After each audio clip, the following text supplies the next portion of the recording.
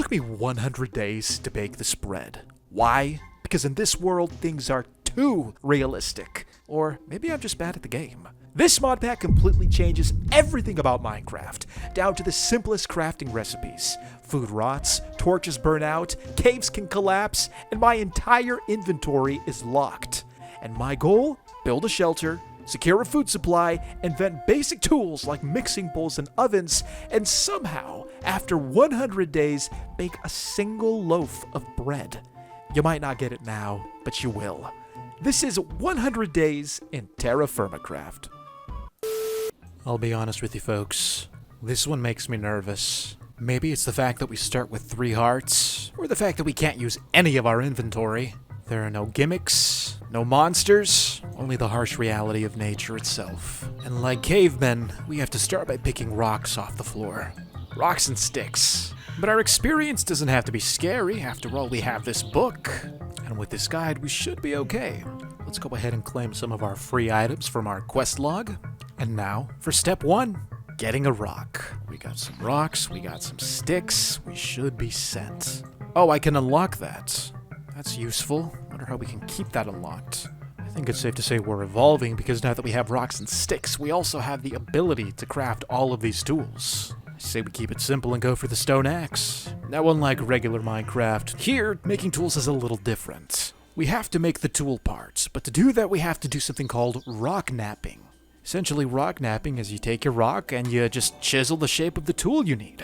In this case, we need an axe, so let's go ahead and carve out the pattern. Hopefully I get it the first try. And I think I screwed it up. No, I didn't. There we go. An axe head. Simple as that. We'll just fuse it with a stick, and like that, we have a stone tool. Like I said, we don't have a lot of inventory space, but we do have these specialty slots over here, and they'll help us save space because, as you can see, there's an axe slot. Let's put that there. So the axe is in the slot. Now, you may notice that it's not in my immediate hotbar. You keep it in the slot, you go up to the tree, and you just click the wood. Then the axe automatically comes out. It's perfect. It took a couple of attempts before I figured that out. It shouldn't have taken that long. Wow, that takes a while to chop down. Now we have some logs and plenty of sticks. Beautiful. Which means we can go ahead and make ourselves some more tools, like knives. A knife is more of a tool than a weapon, so let's make ourselves a javelin instead. And then last but not least, a simple shovel, because I have a feeling we'll need a shovel. There it is, folks, all the tools we'll need to get started. You may have noticed that we don't have a pickaxe. Well, stone pickaxes don't exist. If you don't like and hype this video, this channel won't exist either. In the meantime, we should focus on getting some food. If we're lucky, we can find some wild seeds growing in these plants. Like those over there! Oh my goodness, we are not starving today. This is wild barley, the first crop we're going to cultivate in our caveman world. Now, one thing I'd like to point out is that you'll notice the bundles of barley don't stack. That's because the food has different quality. This one expires in 10 days, this one expires in 11 days. So they're not going to stack, they're 2 separate entities. But you can't stack them by weight if you have the exact same plant. A little confusing, but yeah. The sun is setting. We should probably make a fire. So to make fire, we're going to have to drop down a log and some sticks. 3 to be exact. Then we're going to take our leftover sticks to craft a fire starter. And then from there, all you have to do is right-click the sticks, and this should make us a campfire. Beautiful. Although we have to be quick about this, because the campfire, without fuel, it's not going to last very long. Lucky for us, we have some logs. Let's go ahead and drop these into the pit. And we should be set. Nice and toasty. You may be wondering, what did we need the straw for? Let me show you. We're going to take the straw and craft it into plant string. And then with 4 plant string, we're going to make a plant mesh. Then you're going to take 2 of these meshes to make that. Plant fabric, which you combine with a stick, and more plant string, and ba-boom! The most complicated recipe for unlit torches. I guess they get points for realism. So how do we light them? Well, you just dump them into the fire. 1 regular torch. I should note that these torches do have a limited burning time, so yeah, you better make these last. We have light, we have fire, all we're lacking is food. Well, we do have barley. I bet you didn't know that you could eat it like this. That's right. We're gonna eat this in its purest form. But you know what actually sucks? My inventory. I have nowhere to store anything. Look at this, I've been having to juggle items in and out of my inventory. Those seeds I wanted to collect. These stones, that's what we use to make our tools. I don't want them to disappear. Well, there are chests in this mod pack. Why don't we try making one of those? Alright, so we have our logs in this log pile, and just as I suspected, we can't craft planks. And there goes our fire. Well, if we can't craft planks the old-fashioned way, then we're gonna have to make a hammerhead. With this hammerhead, we're obviously gonna make a hammer. We'll take the stone hammer and flatten this log down. There we go. We have a chopping block. So, is this gonna give us planks? Let's see. No, that gave us ash support. Well, that doesn't look like a plank at all. Can we chop it further? No, I think that's it. Yeah, alright, we're stuck with ash supports. To make chests, it looks like we need lumber. Now, we can turn them into lumber with the saw, although it looks like all of these saws are made out of metal, which, like I said earlier, we're nowhere near making. It's time for some alternative storage. And to do that, we'll need some of this. Clay. Early on in our caveman world, clay is an essential resource to our survival. It has so many applications that ignoring it would be suicide. In this case, our main problem is having no inventory space. So we're going to take the clay, right-click it, and perform a process called clay napping. It's exactly the same as rock napping, and now we have a clay vessel. Now the vessel is going to act like a backpack, but we can't use it yet because we have to fire it up. Gotta get the clay hardened. So we're going to press the letter V, place this down like so. So we got the vessels in a hole here. What's next? Well, once again, we're going to gather plant fibers. For this process to work, you'll need 8 of them.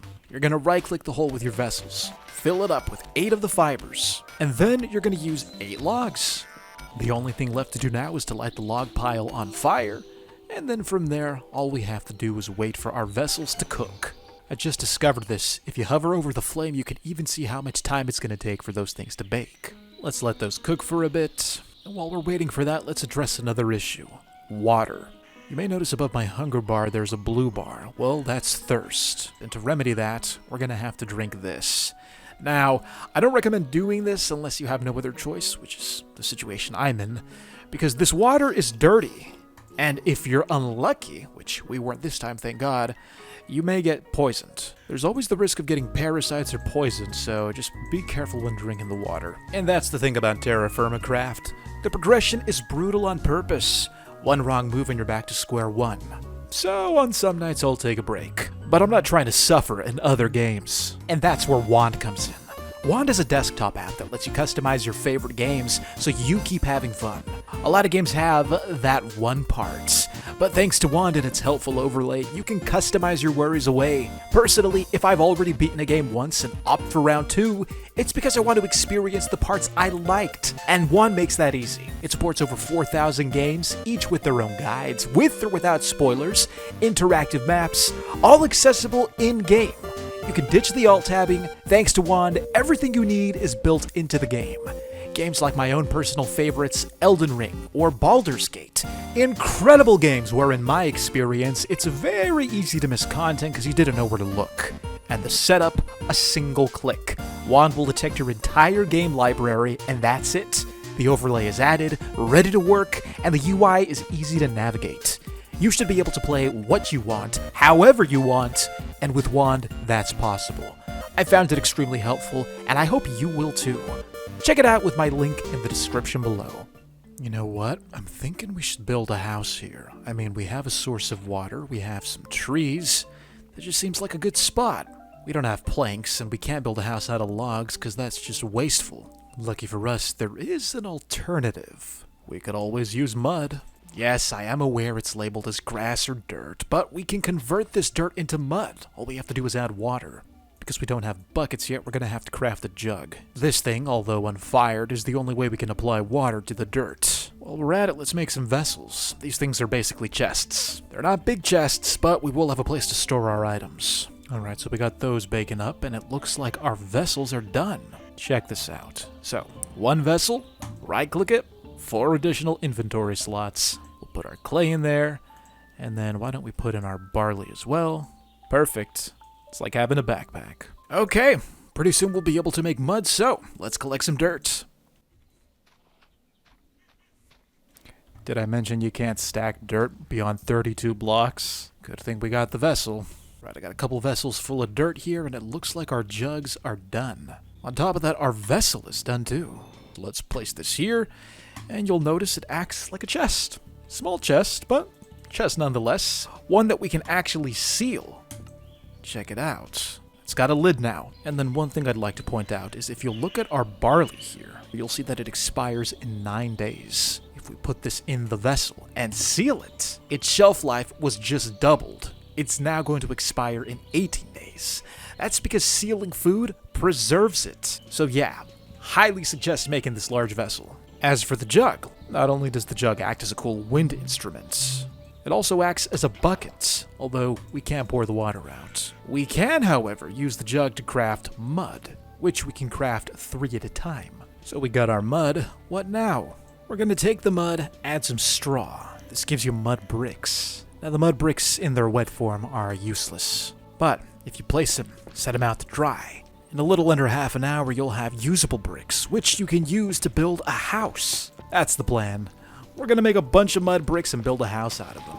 Won't be the nicest house, but a house is better than no house. Plus, don't they look like little chocolate bars? While these are drying, I'm gonna go ahead and make some more. I also have a couple more vessels cooking in there because this one is already full. One crucial thing about this mod is that you have to diversify your diet. If you keep eating a lot of the same stuff, you're gonna go hungry or you're gonna get sick. In this case, we're gonna try to keep our diet as diversified as possible by eating pumpkin. Up until now, all we've been eating is barley. Now to eat the pumpkin, we have to do pumpkin napping. It's the same thing, but this time, all you have to do is just punch some holes inside of it. Nice little grid, and you should be good to go. The result is pumpkin chunks. Oh, that did something. That even hydrated me a bit. Seeing as how we're on the topic of diet, let's take a look at that menu here. As you can see, we have a section for grain, fruit, vegetables, protein, and dairy. Now, I think pumpkins fall under the category of vegetable. Let's go ahead and carve another to find out. Okay, there was definitely a shift, although it looked like fruit moved up a tick more than vegetable. Kind of odd. Earlier I mentioned that we'll probably want to get farming as soon as possible. There were barley seeds that we found, but I left them back there. We'll have to find more. What is this? Hold on a minute. Beets! Wild beets! We can eat these! And they're seeds. This is beetroot! Okay, we got beetroots, and now all we need is a little bit of protein. We're not vegetarians here. Now, according to the map, there are schools of fish up the river. And we have a javelin, so why don't we try our hand at fishing? Did I get it? Ah, we got one. Okay, we got one. Oh my gosh, my fish! We got some raw salmon. 1 ounce of raw salmon. It expires in 7 days. I just noticed that the river has a current. Watch, I'm not gonna swim. See how it's pushing me away? We'll have to burn some extra calories, really earn our meal here. You're next. All right, come on, come on, come on, come on, come on, come on, come on. Just one, just one, just one, just one, just one. Oh, why are they so fast? Oh my gosh, I'm drowning. Or am I thirsty? Which one is it? No, I think I was thirsty. And I have nausea now because of the filthy water. You know what? We won't get greedy. We got a fish. Let's call it a day. So this will be our food, our fridge. We'll go ahead and put our pumpkin and our beetroots and seal them up. And now they'll last a little bit longer. Well, that pumpkin's going to last a while, actually. But we should collect as many as possible. That could save us in the future. So it looks like some of our bricks are done drying. This lower tier still has a little bit of time to go, but these are ready. So let's go ahead and collect these. And then once you have them, it's just as simple as crafting them into regular blocks. Bam! We got mud bricks. Now, we have to be very mindful about placing these bricks because I don't think you can break them unless you have a pickaxe, which we're a ways away from getting. So let's make a count. On top of that, we have very few bricks to work with. Once this dries, that's it. I'm not going to make more. It just takes too long. So, let's be smart about this. How are we going to make a house with so few blocks? Well, we're going to have to cut corners a little bit. I was thinking we use this as a wall for our house, and to save even more blocks, we're going to dig into the ground a bit. In fact, I don't even know if I should call this a house. This is more akin to a shelter. Alright, so that's going to make up the footprint of our house, and then we'll line the upper layer with our mud bricks, which, thank God, we can break with a shovel, so yeah, that won't be a problem then. And just like that, we're out of blocks. We'll have to wait for the rest, and then I guess our house will be 2 blocks high. Oh, looks like they're done. Okay, here we go. You know what, we'll leave that one empty. We'll cut corners here. I guess we want windows. So we'll do it like this. Yeah, we'll have windows to make up for the blocks that we're missing. It'll be a little drafty, but still. Now what are we going to use for the roof? If you guessed thatch, then you're correct. It's not the nicest house, but when winter comes around, we're going to be happy to have it. Actually, I'm hoping that by the time winter comes around, we'll have something a little sturdier. Well, there it is. Our little caveman house. Let's pave a little path just so it looks civilized. It's kind of cozy in here. It'd be nice to have a door.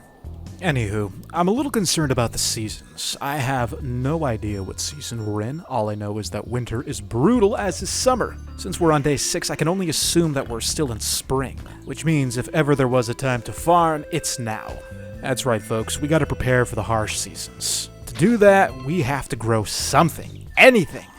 Now, you may notice that the soil has different qualities: nitrogen, phosphorus, potassium, and hydration. Certain crops can only grow in certain quality soil. Seeing as how we collected our beet seeds by a river, I'm hoping that they'll have a nice time growing right next to the water. And it looks good, according to the stats above. The temperature's good, although I think the hydration is too high. All right, what if we were to grow it here? All right, temperature's good, hydration is good. I think we'll be fine. So we'll grow these right here.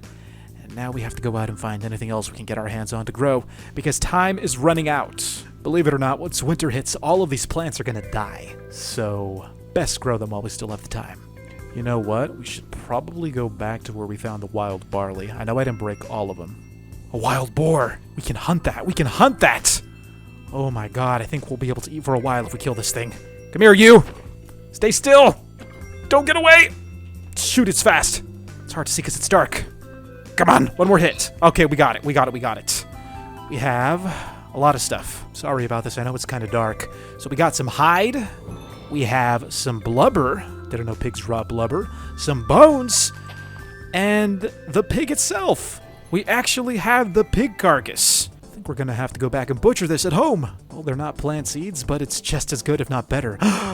Speaking of seeds, we got potato. Oh my god, this is a godsend. Wait, we're taking this too. We are taking these too. You may notice that things are looking a little more dull, almost as if the color is leaving the world. Well, that's because I'm on the verge of starvation. As soon as I eat, the color comes back. Oh, look at that, there's barley here. No, this is wheat!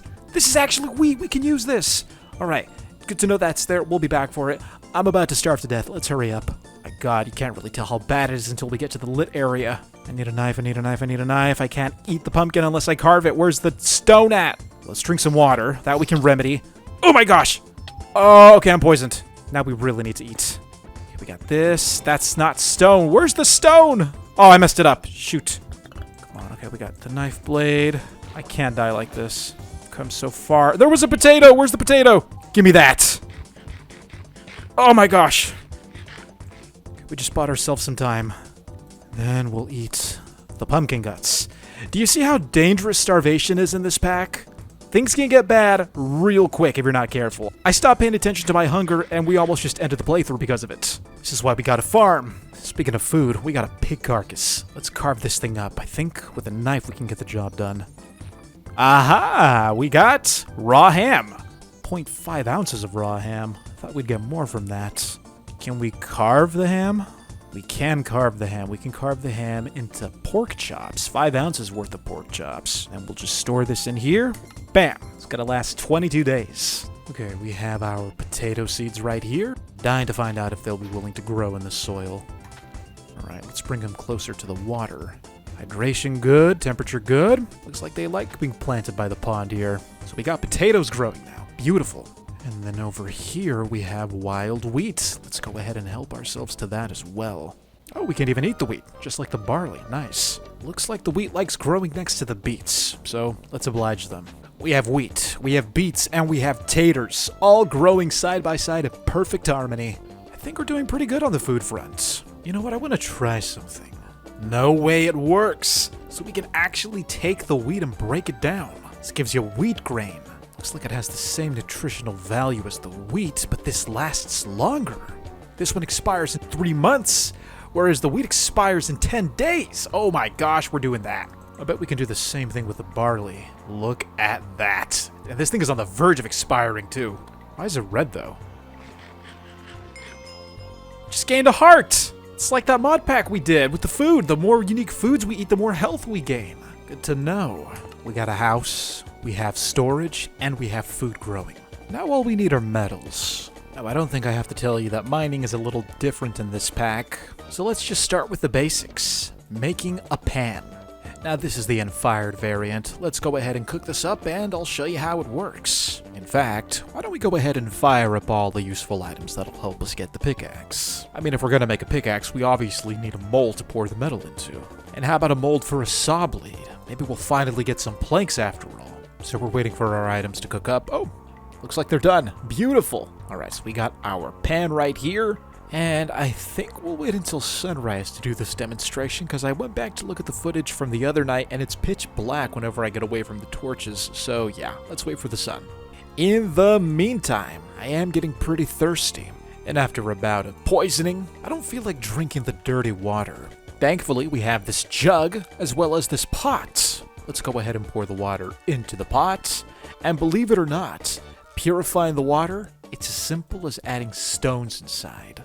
At least that's what this recipe says. If we add rocks, it's supposed to convert regular water into boiled water. Don't really know how long that's supposed to take, unless we have to add more. I think we have to add more water. I feel like I didn't really get a fair shot because the pot wasn't full, so we're gonna try that again. There we go, boiling, just what we wanted to see. I think we're about to be saved. So our water is boiling, the sun has risen. Today's a good day to do a little prospecting. So here's what we're gonna do with the pan. We're gonna hop in the water. Then we're gonna aim at a piece of gravel, right-click it. I did not mean to drink that. What is that stupid mechanic? Oh my god. Anyways, now we're gonna sift the gravel in the water by holding down right-click. And the result should be, something good. We got some gold and copper powder. Now, what can we do with copper powder? Well, if you get 4 of them, you can craft them into a copper pellet, which when melted down gives you 20 millibuckets worth of melted copper. 1 copper ingot costs 100 millibuckets, as does the head of a copper pickaxe. That's right, we're pulling our pickaxe from this pond. So let's have ourselves a nice clean drink of water, because we got a lot of panning to do. Wish me luck, this is gonna take a while. Alright, it's nighttime, and I've only managed to get 9 pellets of copper. It's the equivalent of almost 2 ingots. It takes forever to pan in the river, so yeah, be mentally prepared for that. There are other methods, maybe we'll explore them. So here's what we're gonna do next. We have our pickaxe head mold and our saw blade mold. Right now, they're empty. We gotta take these copper pellets, melt them down, and pour them into the molds. This may sound like a lot, but the process is actually quite simple. All we gotta do is place our copper pellets inside this vessel. We take the vessel, place it in a hole, and well, you know the rest. We'll add our 8 logs, and then a little bit of fire should do the trick. Now, the only drawback about this is that we have to be quick. As soon as that stuff melts, we gotta act fast and pour it into these molds, otherwise the metal's gonna cool down and revert back to pellets. I'm tempted to go off and start other tasks, but I'm worried that if I leave this fire unattended and the timer runs out, we won't be here to extract the molten metal when it's ready. While waiting for the fire, I discovered this. Turns out we have access to a calendar. We're in late spring. I'm a little worried about that, because summer can be quite brutal. Alright, here we go. Moment of truth. Get the rocks out of here, gotta be ready, and go, go, go, go, go. Let's pour this in. Good, that's done. And then this one. Hurry, hurry, hurry. It's filling up. You can see at the bottom how much we have in there. And we're done. Finished. All we have to do now is wait for these to cool, and we'll have ourselves a pickaxe and a saw in no time. Check it out. This vessel is 1,000 degrees Celsius, and I'm holding it in my hands. Nothing's happening to me. Alright, it looks like these things have cooled down. Let's see if we can break them out. Oh, simple as that. We got the blade, the pickaxe head. Now all we have to do is bind them with a stick, and thankfully the process is as easy as just putting them on your crafting interface. 1 pickaxe, and we have 1 saw. Ladies and gentlemen, we have actual tools. The Copper Age is here. Not that things like the hammer weren't really tools, but come on, we have metals now. And because we have metals, naturally my first inclination is to go chop down a tree. We have our log. Let's place it on the chopping block. Right-click it with the saw. And more supports. Not what I wanted. What if we click it again? And sticks. Where are my planks at? Oh, you have to put them in the crafting menu. Alright, I don't really want to have to make another saw again, so let's save ourselves the durability and break them down with the axe to make the columns, or the supports, I guess. Okay, we have 20 of the supports. Let's go ahead and add our saw, and that gives us 2 lumber. 40 pieces of lumber in our inventory, which, when combined together, gives you a regular plank block. With the 4 plank blocks, we'll make a crafting table. Ladies and gentlemen, we have ourselves an actual crafting table. Finally! That was a process to get this, but we have it. And now that we have the crafting table, we can access larger crafting recipes like the chest. Oh my gosh, we are entering the modern age. Well, I guess it's far from modern, but we have a chest. And it's not even a regular chest. Oh my god, that's disappointing. What's a double chest look like? Wow, really cheaping out here. Wait, there's a chart for this. So according to this, it goes vessel, large vessel, chest, and then a storage drawer. Now these things can hold a ton of stuff. The only drawback is they can only hold one type of item at a time. And to craft one, you have to take a chest and surround it with any type of lumber. I guess that's useful for our bulk items, but for this is gonna help a lot. Although I still can't put a hammer inside. I don't know what the deal is with that. But I can make this. Boom and boom, bam. This is a tool rack. And it does just as the name implies. It is a rack for tools. We're gonna save so much inventory space with stuff like this. Lumber is an amazing object, and the cool thing about it is that we barely scratched the surface. There are so many useful recipes for this block, or I should say item. I think the next thing I want to make is a sluice. You may be wondering, what's a sluice? Well, a sluice is kind of like a pan. Essentially what we're going to do is run water over this, and these little ridges here, or riffles, they're going to act as filters. The goal is that they're going to catch things like gravel and sand and any other block that's being carried by the water, and hopefully, once the water rinses these blocks, what's left behind will be something useful like gold or iron or any type of metal. Essentially, this is panning 2.0. No longer will we have to sift ourselves. The sluice will do it for us. Setting up the sluice is a little tricky. First things first, you're going to want a channel for water, at least 8 blocks long. Now, as soon as the current stops flowing, can't go any further, so that's right about here, you're going to want to dig another hole, 1 more block deep. This is where the sluice is going to go. Just like that. Now, you'll notice, why isn't the water running over the sluice? Well, that's because there's still a block in front of it, so as soon as we clear these blocks, the water should start flowing. Oh my gosh, just watch out for cave-ins. It's another thing I forgot to mention about this pack. Gravity is real. These things have nothing to support them, and you start digging under, they're going to collapse on you, so yeah, be mindful of that. And this last one should do it. Beautiful. Alright, we got water running over. So now, it's as simple as just dropping stuff like gravel. It's going to get caught in the sluice channels, and, well, looks like one of them got rinsed already. This one's in the process of getting rinsed. Let's just dump them all in, see what happens. More gravel, some flint, and a rock. Well, it's not a guarantee that you're going to get something every single time, but if you have plenty of gravel, you'll get something eventually, like that. A small copper nugget. It's not a pot of gold, but still, it's better than nothing. But think of it this way. The copper powder that we get from panning, when we sifted through the water, that's worth 5 millibuckets of copper right there. The native copper from the sluice is also 5 millibuckets. But here's why this is better. The copper powder remains as is. You can't do anything with it. It's stuck at 5. If we take the small native copper, we can crush it with a hammer. Gives you rocky chunks. The rocky chunks can be further processed through the sluice. Let's go ahead and dump them in there so that they can get rinsed again. The byproduct of rinsing those chunks is a new item. This is called chunks copper. Now the chunks copper can be refined even further if we crush it in a quern. Just a brief side note, the quern is very important. In fact, the quern is so important that we have to make a separate tool just to craft one. This is a chisel head. We're going to use it to craft a chisel. Now, according to the crafting recipe, the quern requires a special type of block, the raw variant of any type of stone. And if you're confused about that, it's basically the rock in its purest form. Which you can't punch, otherwise you'll take damage. Yeah, didn't know that was a thing. Now, how do we get the raw variant of this type of rock? Because if we try to mine it, well, we all know what happens when you mine stone with a pickaxe. You get cobblestone, or in this case, rocks. Well, to get the raw variant, it's a little tricky. we're going to have to pick our target block. In this case, it's this one. Then we have to break every block around it. There can't be a single connection. This one should be the last one, and then it should be set free. Beautiful, just like that. So now we have raw dolomite. Let's go ahead and repeat this process a few more times until we have 4 of them. Now we're going to take 2 of these raw dolomite, put them in our crafting interface, and then with the chisel, we're going to apply it there as well. That gives you smooth dolomite. We'll take our smooth dolomite, combine it with our raw dolomite, and we have the base for our quern. Oh my goodness, we are going to be able to grind so many things with this. Let's go ahead and set this right here on top of the crafting table. Now this is only half of the tool we need. Next we got to craft the handstone. Back to our boulder to collect more raw rocks. Okay, 2 of these raw rocks and a stick. That should give us the handstone, which we'll then place on top of the quern. Beautiful. Now why did we go through the trouble of making this? Because we're going to refine these copper chunks even more.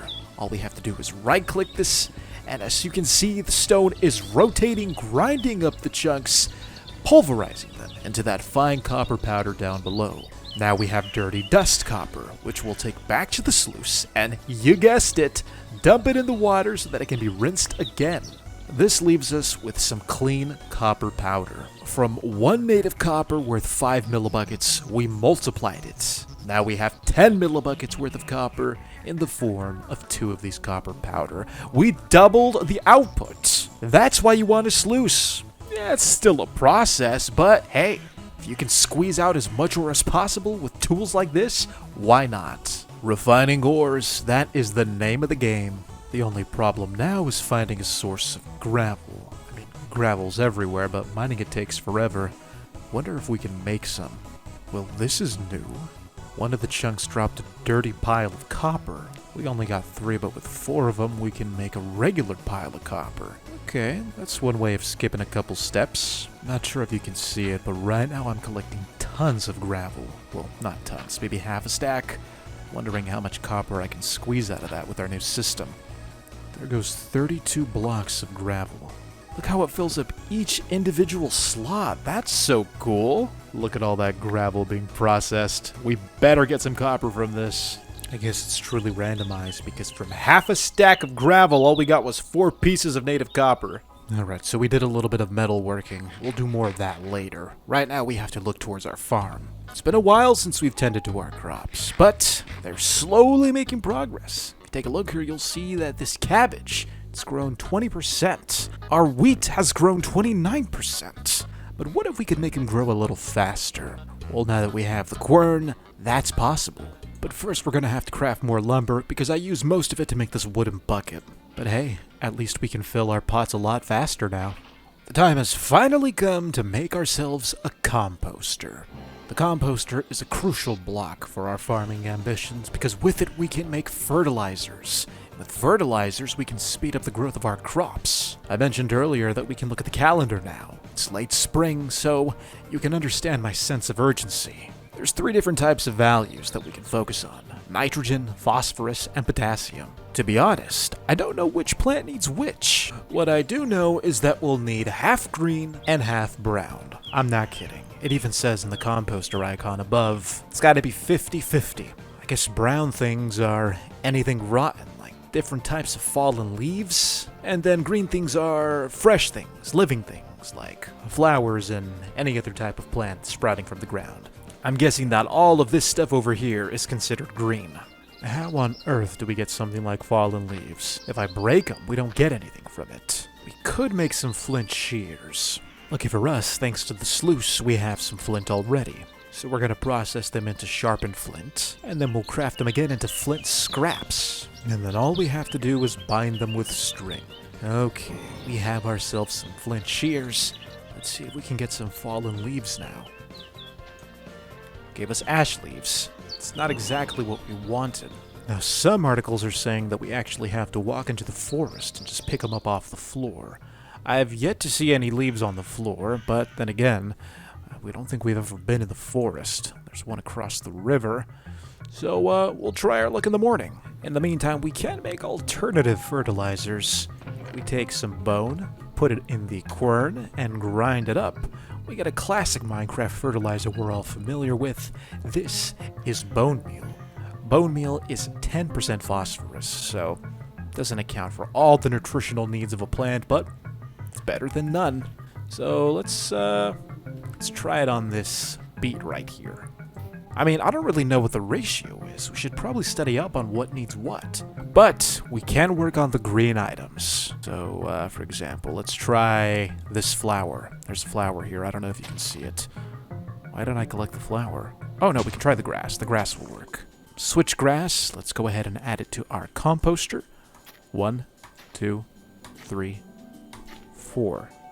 We also need brown items. I mean, what's the capacity limit on this? Looked it up. It's 16 green items and 16 brown items. Wait a minute.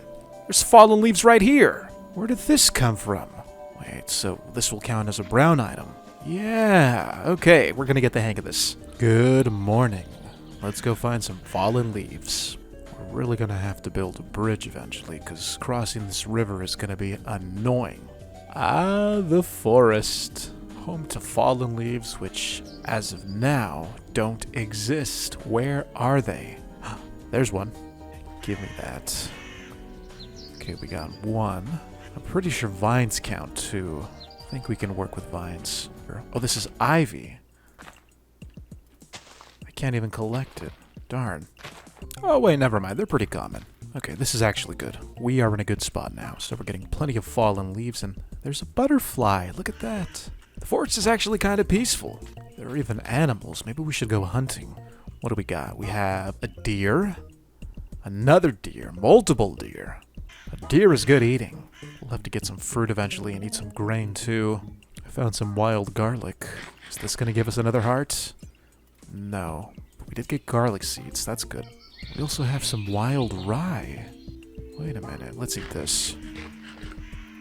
We're definitely going to grow this back home. Sun's setting, but that's okay. We got a ton of stuff. Just gotta be careful about not taking fall damage, because we only have 4 hearts, and, well, any fall can be a devastating fall. Whoop. Okay, we're safe. Alright, let's go ahead and make this now. So we have 16 green items, and now we have 16 brown items. This is gonna take 4 days? Jeez! Better make another composter, because we're not doing this one batch at a time. 4 days is absolute insanity. Alright, 4 composters should be good. Let's just fill this up with all the brown items. We'll have to do another leaf run a different day. Does a garlic count as a green item? Oh, it counts as 4 green items. Look at that. This may be a little wasteful, but we can always grow more. This one's gonna take 5 days. Wait, what? Why did I read it as 4? Oh well. Would you look at our farm? It is really coming together. Could be a little more organized, but hey, the size is not that bad. 4 composters, each making us fertilizer. Pretty soon we'll have plenty of wheat and rye. The question now is, what are we gonna do with all that grain once we have it? How's about we make a little bread? Nothing says true civilization like being able to produce your very own loaf of bread. And our journey towards that goal starts here at the clay deposit. You're probably thinking, what the heck does clay have to do with baking a loaf of bread? Well, we gotta bake it in something. This is an oven. Well, part of an oven. There's still more we gotta add, but it's a nice start. So according to this book, we need a top oven, a bottom oven, and a chimney. And this is what the final configuration looks like. So then this would be the top oven. It would go above the bottom oven like that. And then a couple of chimneys? The diagram is a little tricky to follow. And then we have to cover them with insulation bricks. Now, I could be way off, but I think I read somewhere that we can actually use normal blocks to insulate it as well. So, let's try doing that. We got cobblestone surrounding every single side of this oven. If this theory is correct, this should insulate. Let's go ahead and add some logs into this oven at the bottom. And then a fire starter. Come on. Boom. Alright, so the temperature is rising. I think it has to reach a certain threshold, and then it has to stay at that threshold for 80 seconds. That's what the book says. That is, of course, if these are insulating blocks. And by insulating, I mean this has to retain heat, and this is going to act like a blanket to keep the heat inside. So far, it looks like the temperature is rising, so that means the heat is staying right where it needs to be. Oh, it's in the red now. That's a good sign. We're going through logs quickly, though. Maybe we'll want to add more. Oh! Look at that! It worked! The chimneys aren't cured, though. That's okay, though. What matters is that the bottom and top oven are cured, which means I think we can make some bread. How long until this cures, though? This is taking a while. You know what? It doesn't matter. We have an oven. Now that we have an oven, let's go ahead and take our wheat grain, grind it up in this cure right here. This is going to give us wheat flour. We got 10 wheat flour. All we have to do now is convert it into dough. To do that, we'll have to mix it with the yeast starter in a mixing bowl. The mixing bowl recipe looks simple, although there's an item I don't recognize. Glue? And to get glue, we have to combine bone meal with lime water in a barrel. Guess making bread is a little more complicated than I thought, but on the bright side, looks like our chimney's just cured too. Look at that. I don't know why it's saying it's missing a chimney. The chimney's right there. Maybe we have to break and place the chimney again. Boom. Does it detect it now? No, it doesn't. That's so weird. According to the guide I just read, the chimneys need to connect to the bottom oven. I thought it would vent from the top. I guess it has to vent from the bottom, which makes sense because that's where the wood is burning from. And there. It's detecting the chimney now, although nothing's burning. But there are puffs of smoke coming out, so I guess that's the indicator that we're on the right track. Let's keep it simple. First things first, we have to make a barrel. Alright, and now that we have this barrel, where can we put this? I guess right here. But I got a feeling we'll need a couple more. Okay, we got 3 barrels. Now the goal is to make lime water, and to do that we have to combine water with this item, flux. And I guess flux comes from any type of rock that you can crush with a hammer. At least that's the theory. Luckily, it's not difficult to prove or disprove. Can we get flux? Not from andesite rocks. What if we try dolomite? Ah, that looks like flux to me. Not sure how much we'll need, so 20 sounds like a safe number. Then we got our bucket here, so let's go ahead and fill these barrels up. Thank God we have this bucket. Imagine doing this with that other thing. What was it, the jug? Would have been here all night. Now all we have to do is add the flux. So according to this recipe, 500 millibuckets of water, that's half a bucket's worth, can convert 1 flux into 500 millibuckets of lime water. Oh, we just put it in the wrong slot. It's supposed to go here. I was putting it there. Oops. Okay, I think I follow what we're supposed to do and how we gotta do it. So I went ahead and made 8 buckets worth of lime water. I separated 1 bucket over here to this barrel. Now all we have to do is add some bone meal, so let's go ahead and add a couple pieces, seal this up, and guess eventually we'll have glue. According to the crafting recipe, it's gonna take 8 minutes. At least I hope that's 8 minutes and not 8 hours. Oh wait, no, it is 8 minutes. Yeah, there's a little countdown timer right there. Not much to do until then, so I'll see you in 6 minutes. Alright, looks like we got some glue in the barrel. Let's go ahead and collect this. We just invented glue. I can't believe it.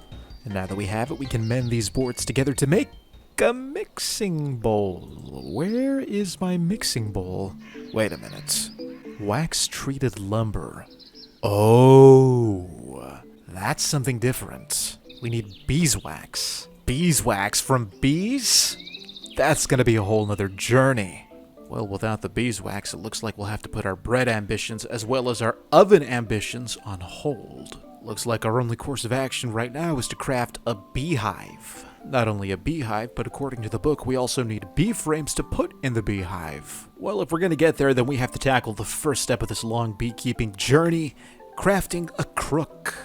Now, you may recall earlier in the video when we made shears. We were looking for fallen leaves and thought, hey, if we break leaf blocks, we may get some. Well, that wasn't the case. All we got was the leaf block itself, but it turns out that the leaf block isn't useless. When broken with a wooden crook, there's a chance you get an item, like a seed. In this case, we're not looking for seeds. Our goal is to find something a little more useful.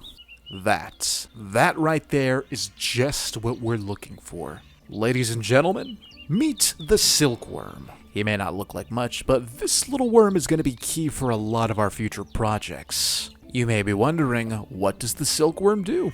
Well, if we take the silkworm and we say, put it in a tree like this one, it converts the leaves white. You can actually see there's a progress bar above. It says that it's being infested with other silkworms. And that there is our first task, to infest this entire tree with silkworms. Now, why would we want to do something like that? Don't people spray their plants with pesticides to keep pests like worms and bugs out of their plants? Yes, but in this case, infestation is our friend. You see, when a leaf block becomes fully infested with a silkworm, you break it with a crook and it drops string.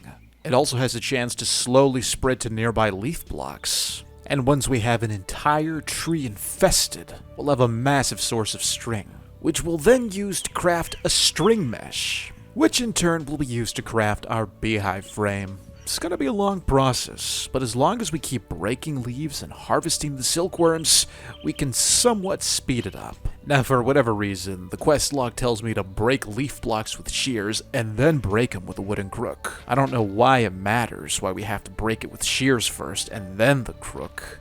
Luckily for you, you're watching my video, and I'm here to tell you that you can skip the shear step entirely. See? I just broke it from the tree directly and I got a worm, so yeah, don't worry about the shears. I probably should have led with that if you're watching this as a tutorial, but hey, I just discovered it right now.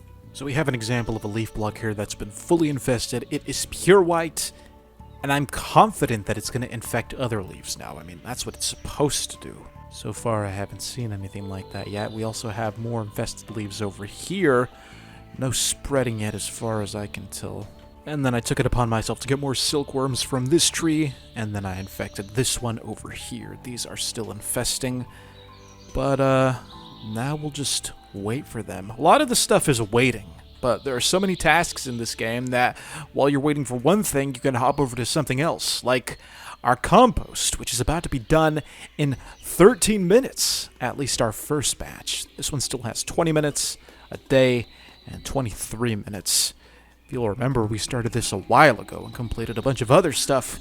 Now it's almost done, right on time too, because there's not much to do between tasks now. It's been a while, and those things aren't spreading yet, so maybe there was a method to shearing the leaves off of the trees, because I just read silkworms won't spread to naturally occurring leaves, which makes sense. One thing I've noticed about these trees, it's probably a little dark, you can't see it, but they grow leaves naturally. Like, if I shear a leaf block, it's gonna regrow. How would the silkworms spread with a mechanic like that? Now, regular leaf blocks, when placed down, they don't grow. So maybe the silkworms have to spread in placed leaf blocks? That's something we're gonna try right now. I got an infested block right here. Let's go ahead and place this there. And if this spreads to these leaves before, let's say, regular silkworm blocks spread to the trees, then we'll know. I mean, because I know it's supposed to take long, but I didn't think it was going to take that long. Judging by the stinking brown particles coming off of this composter, I'd say that this is ready to go. Not really sure how we apply it from here, so let's go ahead and right-click it, see what happens. Nothing. Can we scoop it? We can't scoop it either. Okay, I think we have to shift right-click. There we go. That gives you one compost? Just one? 5 days for one itty-bitty piece of compost. Wow. And I thought we were good with 4. Okay, well, what do we want to prioritize? Looks like our wheat's looking good. Potatoes are looking good. Onions. Okay, let's just put it on the rye. Okay, so this rye is at 14%. It's got 0 nitrogen, 0 phosphorus, and 0 potassium. Here we go. Bam. Now it's got 40% nitrogen, 20% phosphorus, 40% potassium. Good. I also just read that it's ill-advised to place the composters right next to each other, as I've done, because it increases the time it takes for the decomposition process. So we waited a lot longer than we needed to with this. Well, it's still late spring, so there's still hope to make more.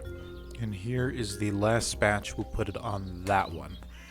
Okay, so the composters, to be honest, were a little disappointing. It's my fault. I didn't do my due diligence, so let's go ahead and correct this issue. People recommend to leave at least one space between each composter. And you know what? Why don't we make a few more just for good measure?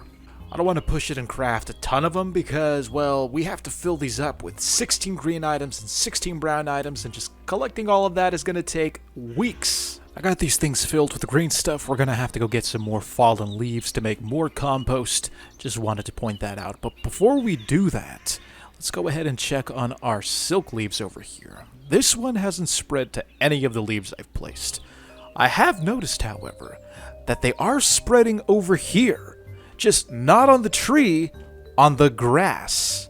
I have no idea why they're doing that. I didn't even know they could do that. But yeah, every single silkworm edition has been down here. There's one here, there's one there, even one over here by this cave. So, are silkworms more inclined to spread on the ground? I guess. I went ahead and extracted one of those blocks with some shears, placed it over here in this field. This one has been here for a while, but it's not spreading, so maybe we're too far from the chunk for it to actually do anything. Maybe the chunks have to stay loaded. I have no idea. Let's go ahead and harvest one of those blocks now. I'm curious whether or not it's going to drop more silkworms or the initial one. I'm hoping it drops more. And, oh, look at that. We have string and 2 silkworms, so we've doubled our silkworm output. That's a good sign. I guess we want to collect the silkworms then when they're done infesting. But the big news is that we have string. A piece of string. So let's go ahead and collect our silkworms and our string. Wait a minute. This one also dropped 2. What about the one on the tree here? That one only dropped 1. It's like hit or miss. That one didn't drop any at all. Okay, it's very random. Alright, we have our string, which means we can go ahead and make our mesh. And then with the mesh, we'll go ahead and combine it with some lumber and some sticks. And that should give us our beehive item. Ladies and gentlemen, we have a beehive frame. Now we gotta make the beehive itself. The first thing we'll want to do is make a couple of fence pieces here. And then with the fence pieces, we're gonna surround them with logs. That gives us bridge supports. I guess implied by the name, we can use this to make bridges. That's gonna be useful for later. We're going to have to go ahead and make some rope, a couple of these tool racks, and then we combine them all together and boom, we have ourselves a beehive with its own UI, which I'm assuming accepts the frames. Yeah, we'll probably want to add a few more frames. So we got a beehive. A beehive. You'll notice on the top it says not enough flowers. Well, people are saying that we can spawn bees if we place this thing in a flower field or if we just plant the flowers around it manually. So if I were a bee, where would I want to be? I guess we can put it here. I mean, I don't want to place it too far because I'm afraid that if the chunk isn't loaded, the bees aren't going to work. So we'll put our little meshes in there. Now all we have to do is gather flowers. According to the posts I'm reading online, some people are recommending up to 90 flowers, and I can't even break them. How are you supposed to harvest flowers? They have to be harvested with a knife. I did not know that. I just destroyed so many potential flowers. And these flowers, they're only in bloom during this season, so we have limited time to get this task done. Guess it makes sense if you want to cut a what the? Whoa. Wait a minute, did we just discover something? Were these things not actually growing on the grass? Were they just falling off the tree? Well, that changes a lot. I think that's what was happening. They weren't spreading to the grass, they were just falling off the tree. Interesting. Now, one thing I want to mention is because this mod pack is just so specific on how things have to be done, I'm not sure which flowers are going to count towards the beehive. For all we know, the flowers we're collecting probably won't even help the bees. It's got to be some specific TerraFirmaCraft flower, or the basic default Minecraft vanilla flowers. I'm collecting a mix of both. We have tulips, along with some of these modded flowers right here.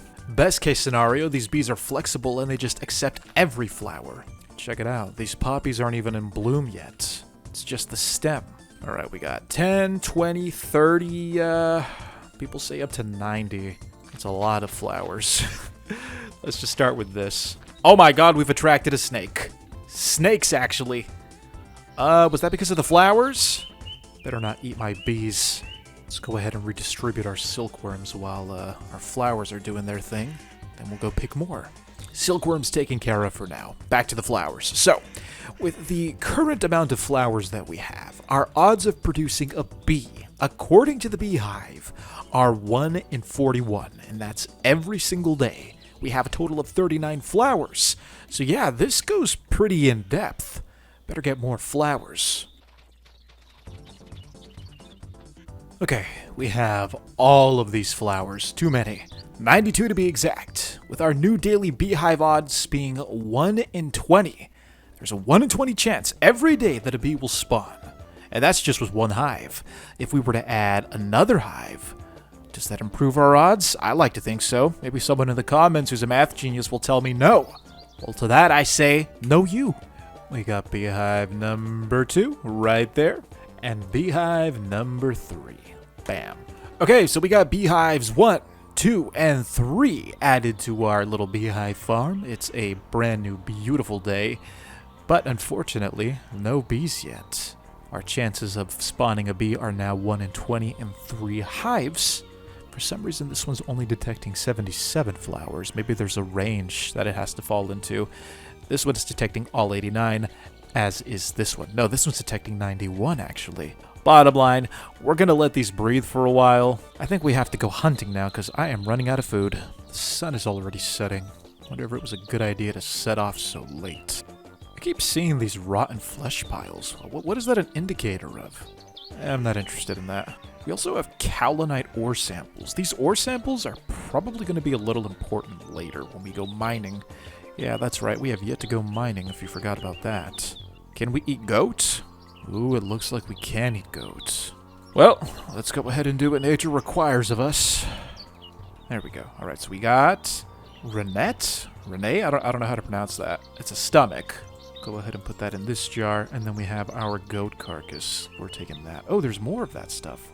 Okay, my friend, what treasures do you hide? Here we go. Okay, we got some goat hide and goat rack. Okay, not bad, not bad. And then with the goat rack, we can carve it into chevin. Did not know that's what goat meat was called. I wonder what we can do with this goat hide. According to this, we have the option to strip it for hide or for wool. Wait a minute. I would love to have some wool. 4 pieces. We got the wool plus the hide. We'll put the hide away for now. I think we have another hide here somewhere too. Yeah, we do. We have a medium one. But the wool is what I want to focus on. It's going to be a minute before our bees actually spawn, so let's do something productive. So this wool is unlike the regular vanilla wool block. In fact, to get the wool block, the first thing we have to do is take this wool and break it up with a spindle. Okay, making a spindle shouldn't be that difficult. We just have to go back to the old clay napping. There we go, spindle head. Yeah, looks like the spindles are done. Nice. And then I believe all we have to do is add a stick. Beautiful, we have a spindle. So, with the spindle, we're going to thread our wool. This is going to give us wool yarn. Let's take that. We have 32 of those. So we got all these threads of wool, but now we have to bind them into a fabric, something we can actually work with. Once again, it's time to invent a brand new technology. Ladies and gentlemen, introducing the loom. I don't really know how this works, so let's just click it with our wool yarn and see what happens. Oh. We need 16 to make a wool cloth, so it's just as simple as clicking it, just like that. That is so cool! Alright, so now we're weaving all of the yarn together. Nice! I love when they add little animations like this. So we gotta do this about 16 times, well, 16 times exactly, and pretty soon we'll have ourselves a piece of workable fabric. Here we go. 1 wool cloth. Just repeat this process again, and then we'll have 2. Alright, we have 2 wool cloths. I'm wondering if we can do the same thing with string. We've been getting a lot of stream from our silkworm farm over there. Looks like we can. Oh my god, this is going to make a silk cloth. Wait a minute. This is a big deal. I'm going to tell you why right now. It looks like the silk cloth is a little more expensive than the wool cloth. This one requires 24 string compared to the 16 for the wool cloth. But that's okay, we have unlimited string. At least that's how it feels. Okay, so we have a silk cloth. It looks identical to the wool cloth when it comes to the item. And when you get 2 wool cloth and 1 silk cloth, you get a sleeping bag. I don't think the ratio matters. As long as it's a cloth, we can sew them together to make a sleeping bag, which means we can finally sleep through the night. Thank God. Oh my goodness, our home has a purpose now. I don't think we've slept in here once. Well, obviously, we don't have a bed. I think what I meant to say was I don't think we've actually done anything in here. We don't have chests, nothing. But now, we have a sleeping bag. You know, since we're on the topic of string and all of its useful applications, Was wondering, what else can we do with this? Well, we know that if we take 4 string and we put them like that, we get a mesh. But the mesh can't only be used just for beehive frames, can it? Well, it turns out there are a couple other crafting recipes where the mesh is useful as well.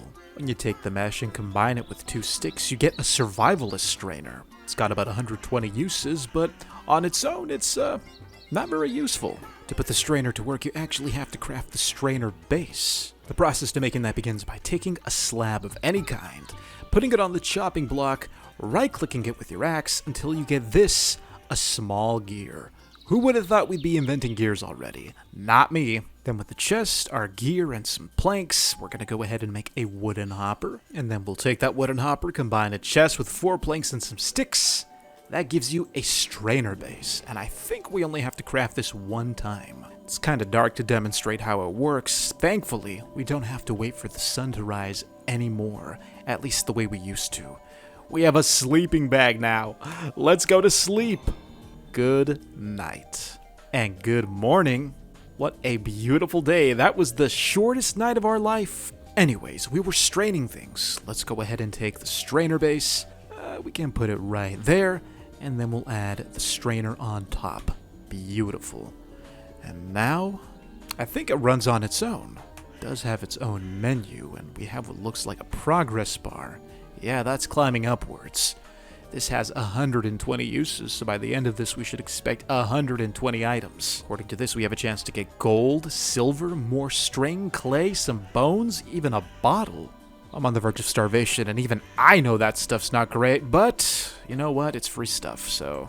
Well, there it is, the wonders of string. Speaking of string, it's time to collect these again, but you know what? Let's go check on our bees, see how they're doing. It's been a few days, and they are still empty.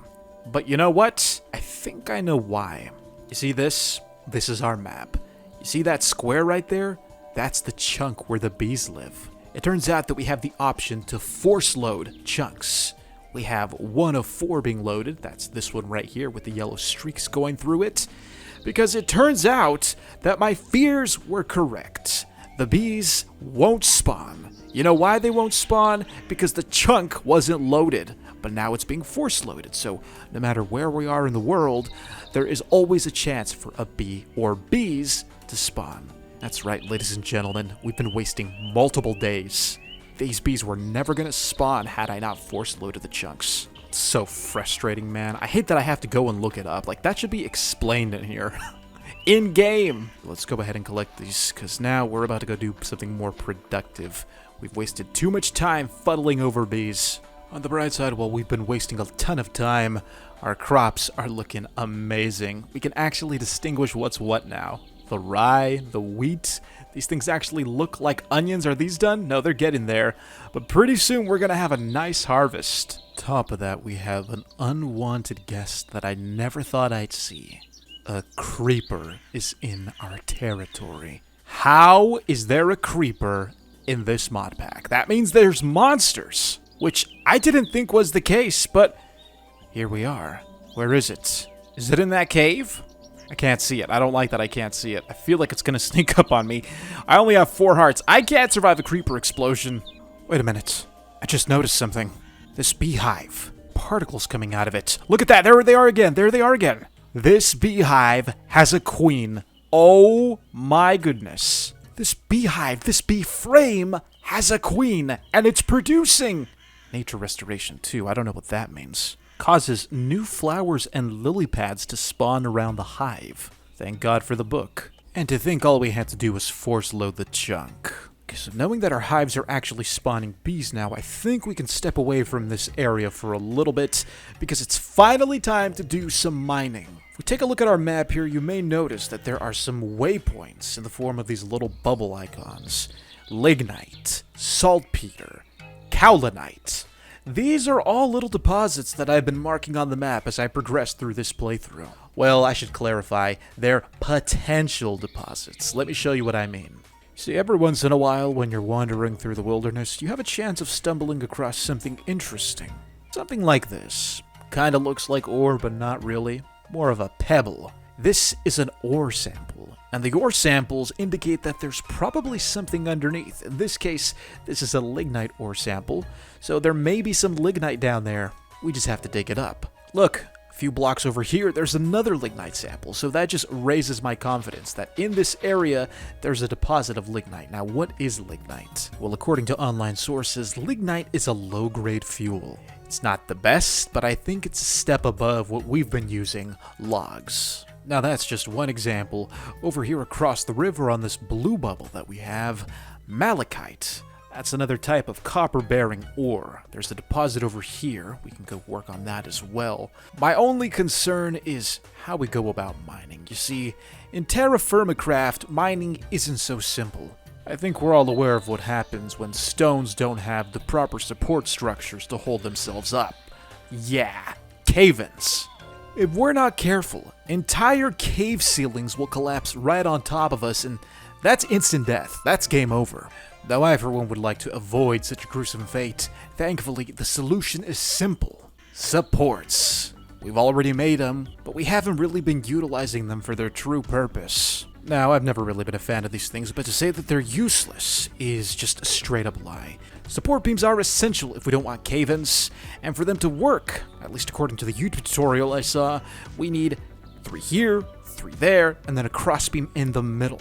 Then they'll be able to support anything above or around them for up to 4 blocks. So 1, 2, 3, let's see, will this one fall? 4, and then 5 should fall. Yeah, 5 falls. That's how support beams work. I think they also reinforce walls. Let's see, 4, will it support the 5th one? Okay, yeah. They also support walls, good to know. Now before we go mining, one thing I'm going to do is force load this chunk. I still want these crops to keep growing while I'm gone, but it looks like one of them is already done. Our wheat! It's finally mature! Alright, now what's the proper way to harvest this? I mean, do we just break it? Gave us some wheat and a wheat seed. We'll go ahead and plant that.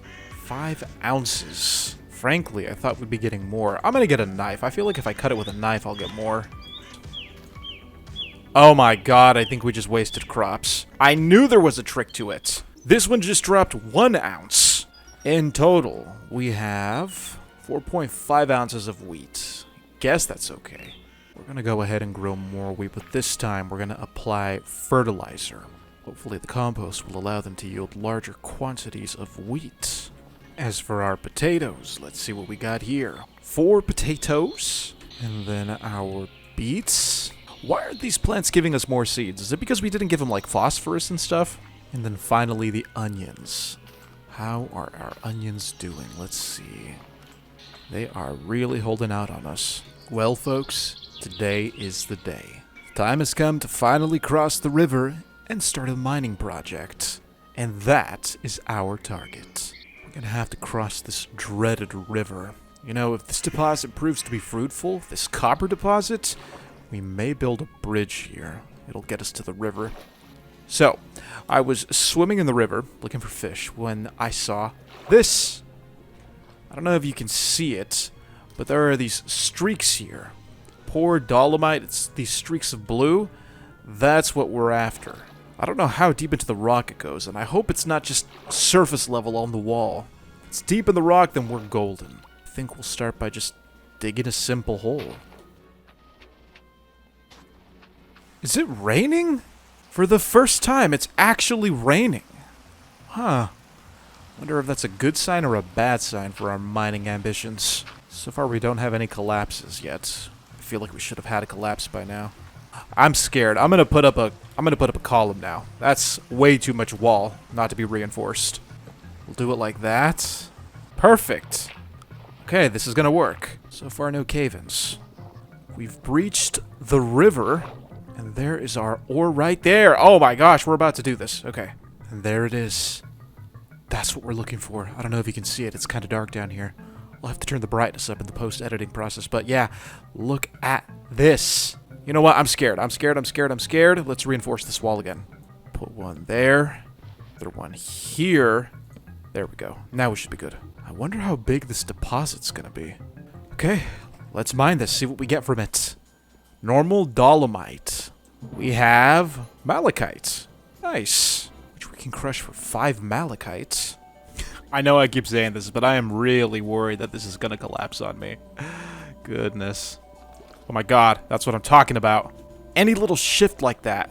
Okay, I'm going to go ahead and mine the rest of this deposit, and I will see you when I'm done, or if I survive.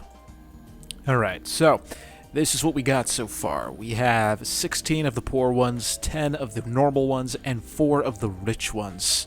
As you can tell by my supports, mining is a messy venture. It's not as simple as in vanilla Minecraft, but I think I've made that clear. Let's go home. So when it comes to refining all of this ore, it's basically the same process as what we did earlier. Put them in the crafting table, you crush them down into chunks, and this is the beauty of mining, because look at all those chunks we have. I got a feeling that's going to be quite a bit of iron, and now that we have these chunks, all we got to do is rinse them.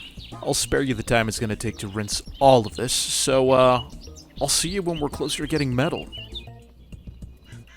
Check it out. So I was grinding chunks in the quern, and I noticed that every time something gets ground up, a new item is added to the channel. We have so much dust in here that it's almost circled the entire quern. Look at that. I love those little details. Alright, so we have our dirty dust. All we have to do is wash it, and then finally we'll have something we can melt down. Alright, this is going to take a while. I should really make another sluice. I think we're going to do that. But yeah, we've completed ore processing. Alright, so part of the problem with this ore processing is that I have to stand there every single time I want to collect the ore. So we're going to remedy that issue by making a wooden hopper. You guys recall this process. We kind of made one already when we were putting together our little box over here. Speaking of, how was that thing doing? Let's check on that real quick. This has yielded a lot of nothing. I don't know what we were expecting. We saw the potential loot table, but that's fine. It's a pretty simple recipe, and now that we have it, let's go ahead and take this. We'll put this right here. Actually, I wonder if this is going to affect the flow of the sluice. It does. Alright, we'll have to make some adjustments. In fact, why don't we make a second sluice while we're at it? Okay, we have an upgraded setup here. It's a little messy. We'll probably want to refine this, make it look nice, but this is what we got for now. 2 sluices. Let's go ahead and split the stack. So one over there, that's going to collect, and then one over here. They're going to wash simultaneously. Then, oh, well, that's not supposed to do that. I think we'll have to, they're supposed to flow down into the channel, not get caught right there. I think we'll have to refine this even further. I'm glad we did this demonstration. Okay, we have a quern full of dirty dust. Let's go ahead and wash them in our brand new setup. Hopefully this works. All I did was add a bend. The current won't be as strong down here, and they won't glide over the hopper like they were before. So let's start with some here. Let's start with some there. And now let's see what happens. And items aren't gliding over the hopper except that one pile of green sand, although I think that was an outlier. There was a piece that went over the hopper. There goes another piece that went over the hopper. Are we going to have to add a block here? Or a trapdoor? We can craft trapdoors. I'm tired of items flowing over. This should do the trick. At least, I hope. Alright, now let's try. We'll just dump it all in. Half and half. Okay, yeah, they do eventually go in, even if they lag a little. So as long as they're not going over the chest, there's hope. You got stuff like this. They still get stuck on the sluice. Why do they get stuck here? I don't know. It's a buggy mechanic, but it kind of works, and kind of is good enough for me, at least for now. So we got our ore being washed over there. I think it's finally time to once again check in on our beloved bees. We've let them breathe for a while, and honestly, if the other hives don't have bees by now, I don't know what to do. So this one is just overflowing. Well, not overflowing. It's getting there. There's honey. No bees in... Oh, wait, no, this one has a queen. They all have queens in here. As does this one. Well, I'm confident that one of them has beeswax. One of them has to have beeswax. Alright, so we're going to go ahead and extract the beeswax, but my concern is getting stung by the bees. People were suggesting that we can avoid getting stung if we're wet. So we're going to take a bucket of water, make a little pool, and stand in it. Hopefully, the bees won't sting because we'll be in the water, although this is just a theory. We're either going to succeed or we're going to get stung 1,000 times. One of the two.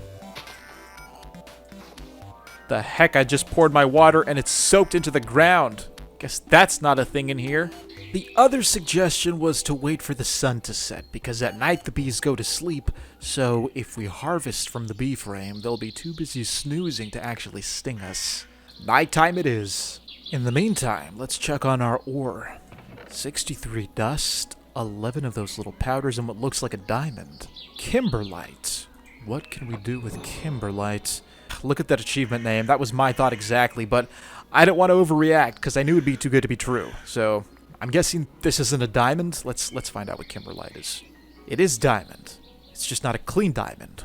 If we take this and we crush it, we get crushed diamond. And I don't think there's a way to actually get the gemstone out without pulverizing it. So with crushed diamond, we can get diamond dust along with silicon. And with diamond dust, we can make a ton of contraptions. Look at that. Alright, we'll go ahead and put it in our safe deposit box for now because it's of no use to us at this moment. What does matter is this dust right here, the malachite powder. With this malachite powder, we can go ahead and craft it into pellets. This yields us 3 ingots of copper. Wow, I thought it would have been more.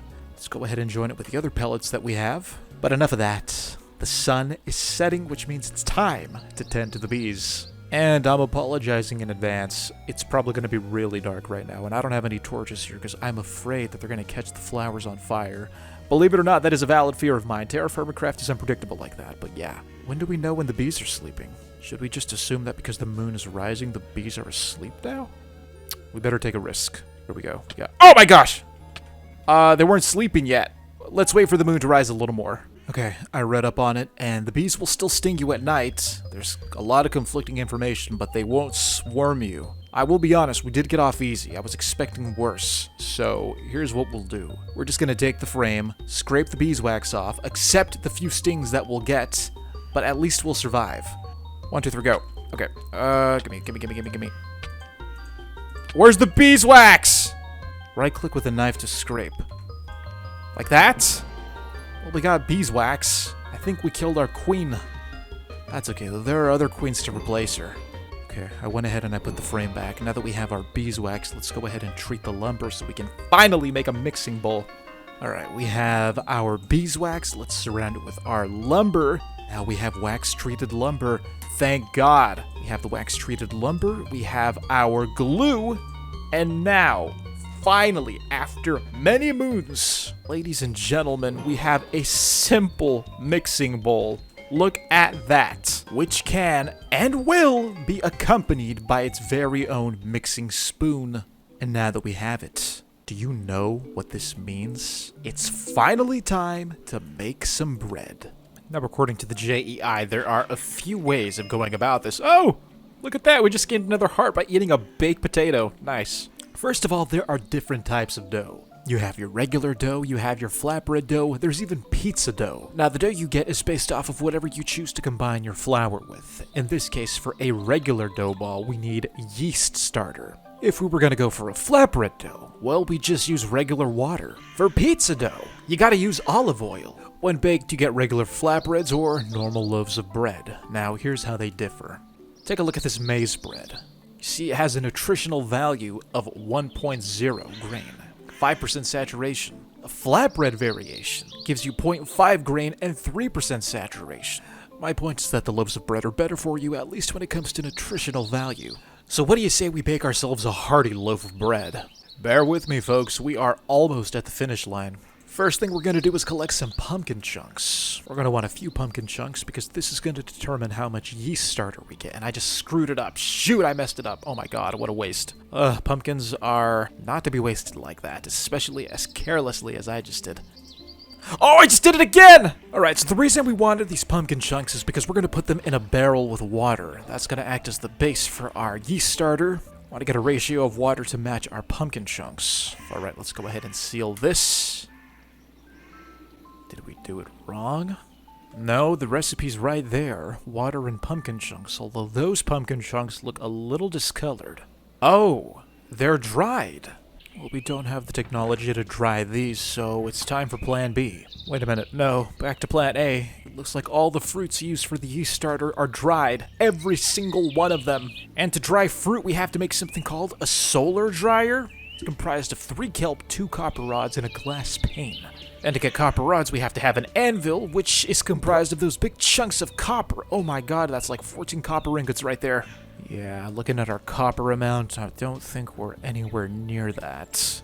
Guess we're making flatbread. Alright, let's keep it simple. We have our mixing bowl here. Let's go ahead and add some water. And then all we have to do is just dump the wheat flour in there. I think that's how it works. And then we stir. Honestly, if there's a recipe here, I didn't bother to look at it. We're just figuring this out as we go. Wow, that's a lot of stuff. How do I extract it? Oh, nice. Wheat flatbread dough. All we have to do is just put them in the oven now, right? Does this only bake one thing at a time? I guess it's only going to bake one bread at a time. That's a little annoying. Anyways, before we start the fire and bake our bread, we do have to make one more thing. We're going to have to make a regular bowl. Then we're going to take the bowl, combine it with a stick. That gives you this, a peel. If you've ever been to a pizza place, this is what they use to pull the pizzas out of the oven. Makes sense, because we're not just going to reach in there and grab a hot loaf of bread right from the oven. I value my hands. Okay, there's only one thing left to do. Let's go ahead and add some logs to this. Oh, wait, no, we can't add more. Okay, we can bake 4 loaves at a time. Good to know. And in case you're wondering how I did that, you can't click the inside of the oven. That's not going to work. You got to click this outline right here. You see this outline? As long as you click within the outline, you're good. Okay, here we go. Our first official attempt. All we have to do is light these logs, and our bread should be baked. Here we go. And why isn't this catching on fire? What gives? There we go. It takes a few tries, but yeah, we got it.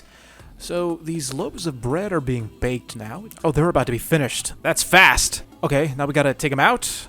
Beautiful, beautiful, beautiful, and beautiful. Let's bake the next one. We got ourselves some wheat flatbread. Let's give it a taste, shall we? Oh my goodness, it's delicious. And check it out. Because we ate it as a baked bread, we finally get the value of grain from wheat and other grain products. You know what? I'm thinking we make more. That stuff is just too good to pass up. We already have the logs in the furnace. Why don't we bake more? Alright, now we're baking some barley bread here. How long is that going to take? Look at the cook time. That's so quick. Not even 10 seconds. These ones look like cookies.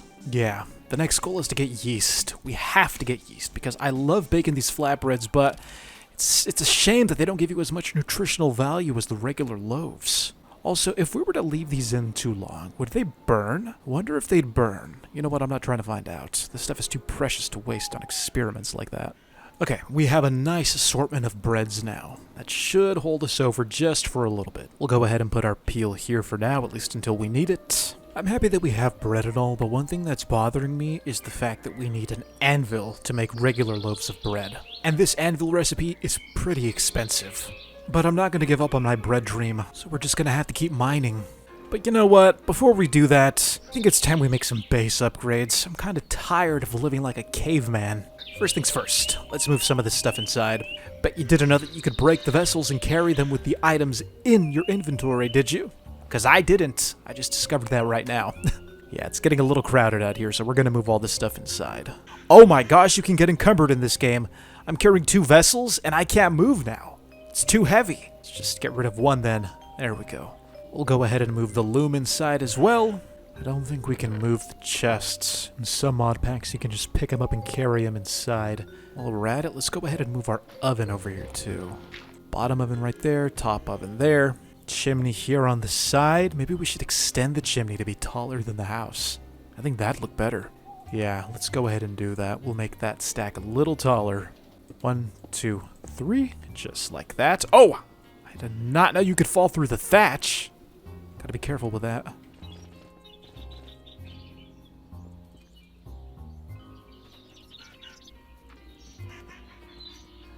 Well, there it is. Home sweet home. Honestly, it's not the craziest design. In fact, this is probably one of the ugliest Minecraft houses I've ever built. But seeing as how we're in the Stone Age, well, I don't really know if we're in the Stone Age anymore. We're working with metal tools now. I think this is as good as it gets. We got the oven, where we can bake our breads. We have a normal bed, where we can have the sweetest dreams. Our loom, of course, where we can weave all the fabrics we want. And then outside, well, outside's exactly the same. But my point is that we finally have a proper roof over our head. For some reason, when you take ash logs and you craft them into roof planks, they convert to jungle wood. I don't know why that is. I guess that's just because the mods conflict with each other and they have to cut corners somewhere, but yeah, ash is jungle wood, just in case you didn't know. Now let's talk about the next step while we go ahead and harvest our garlic here, which is fully matured. Folks, we gotta make a bridge. Look at the map, all the good stuff is over here. Everything south of that is just nothing but lakes and more empty plains. The forests and all of the minerals I want to access, they're across the river. We're gonna build a bridge right across this river. I don't know if the same gravity rule applies to logs and planks the way it does to dirt and stone. My hope is that we can just build a simple bridge across with no supports underneath, but if we need supports, this is gonna be expensive. First thing we gotta do is get an axe. Good axe. So let's go ahead and finally make ourselves a copper axe. I don't know why we waited so long to do this, but here we are. There it is, folks. Copper axe. How much durabilities does this thing have? 600. Wait, how does that compare to the regular axe? 50.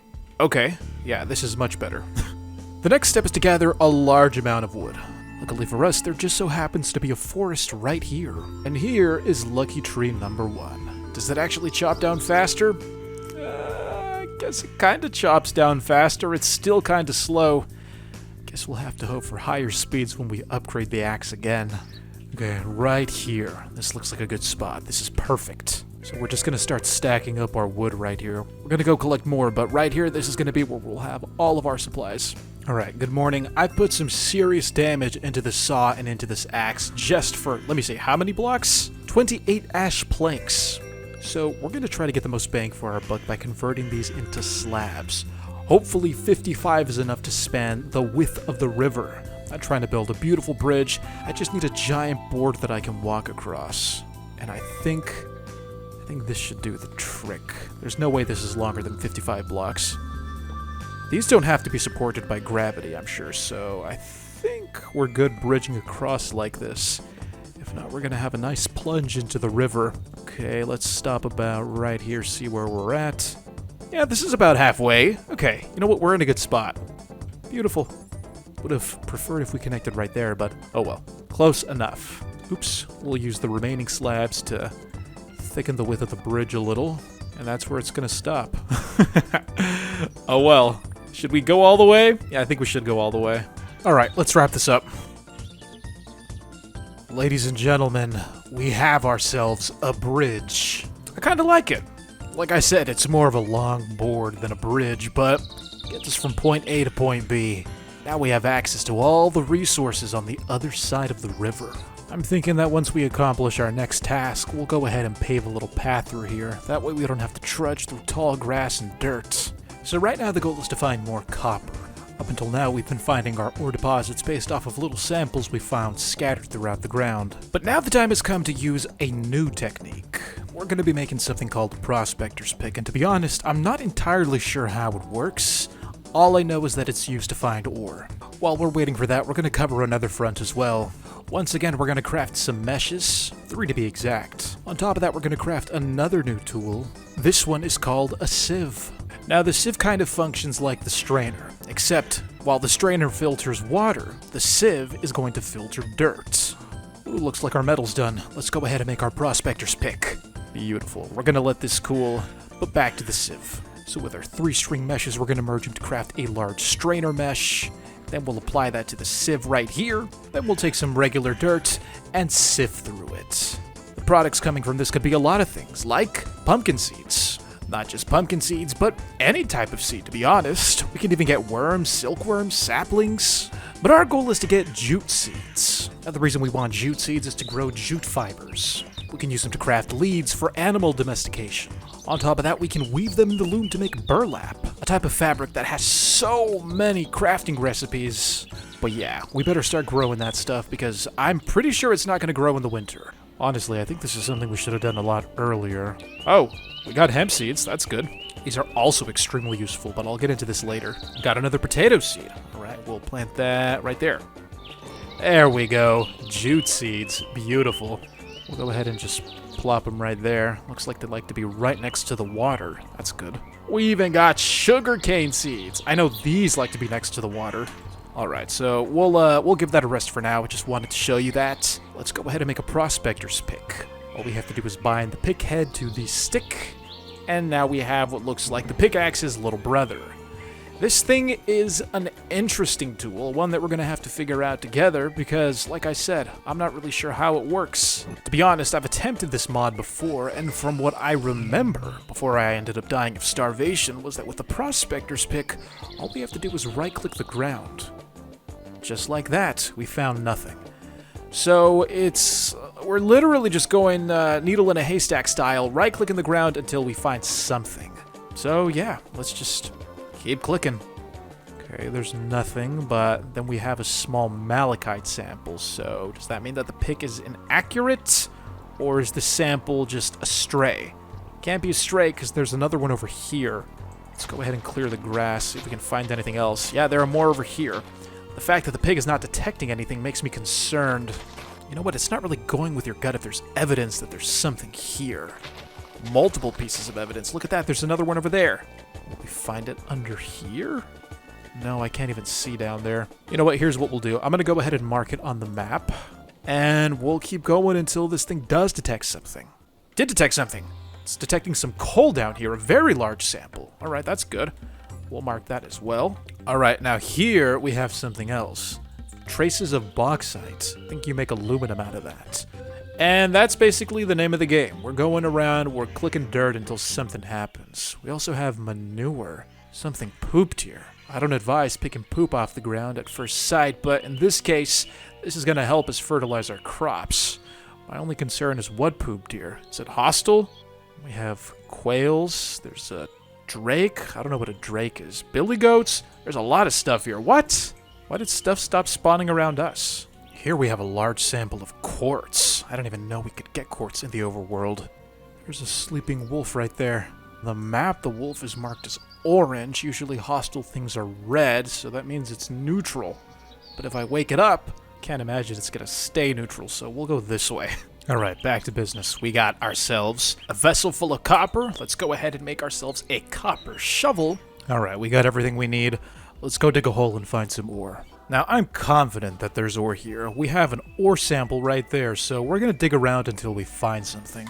I guess this is a good spot. Let's go.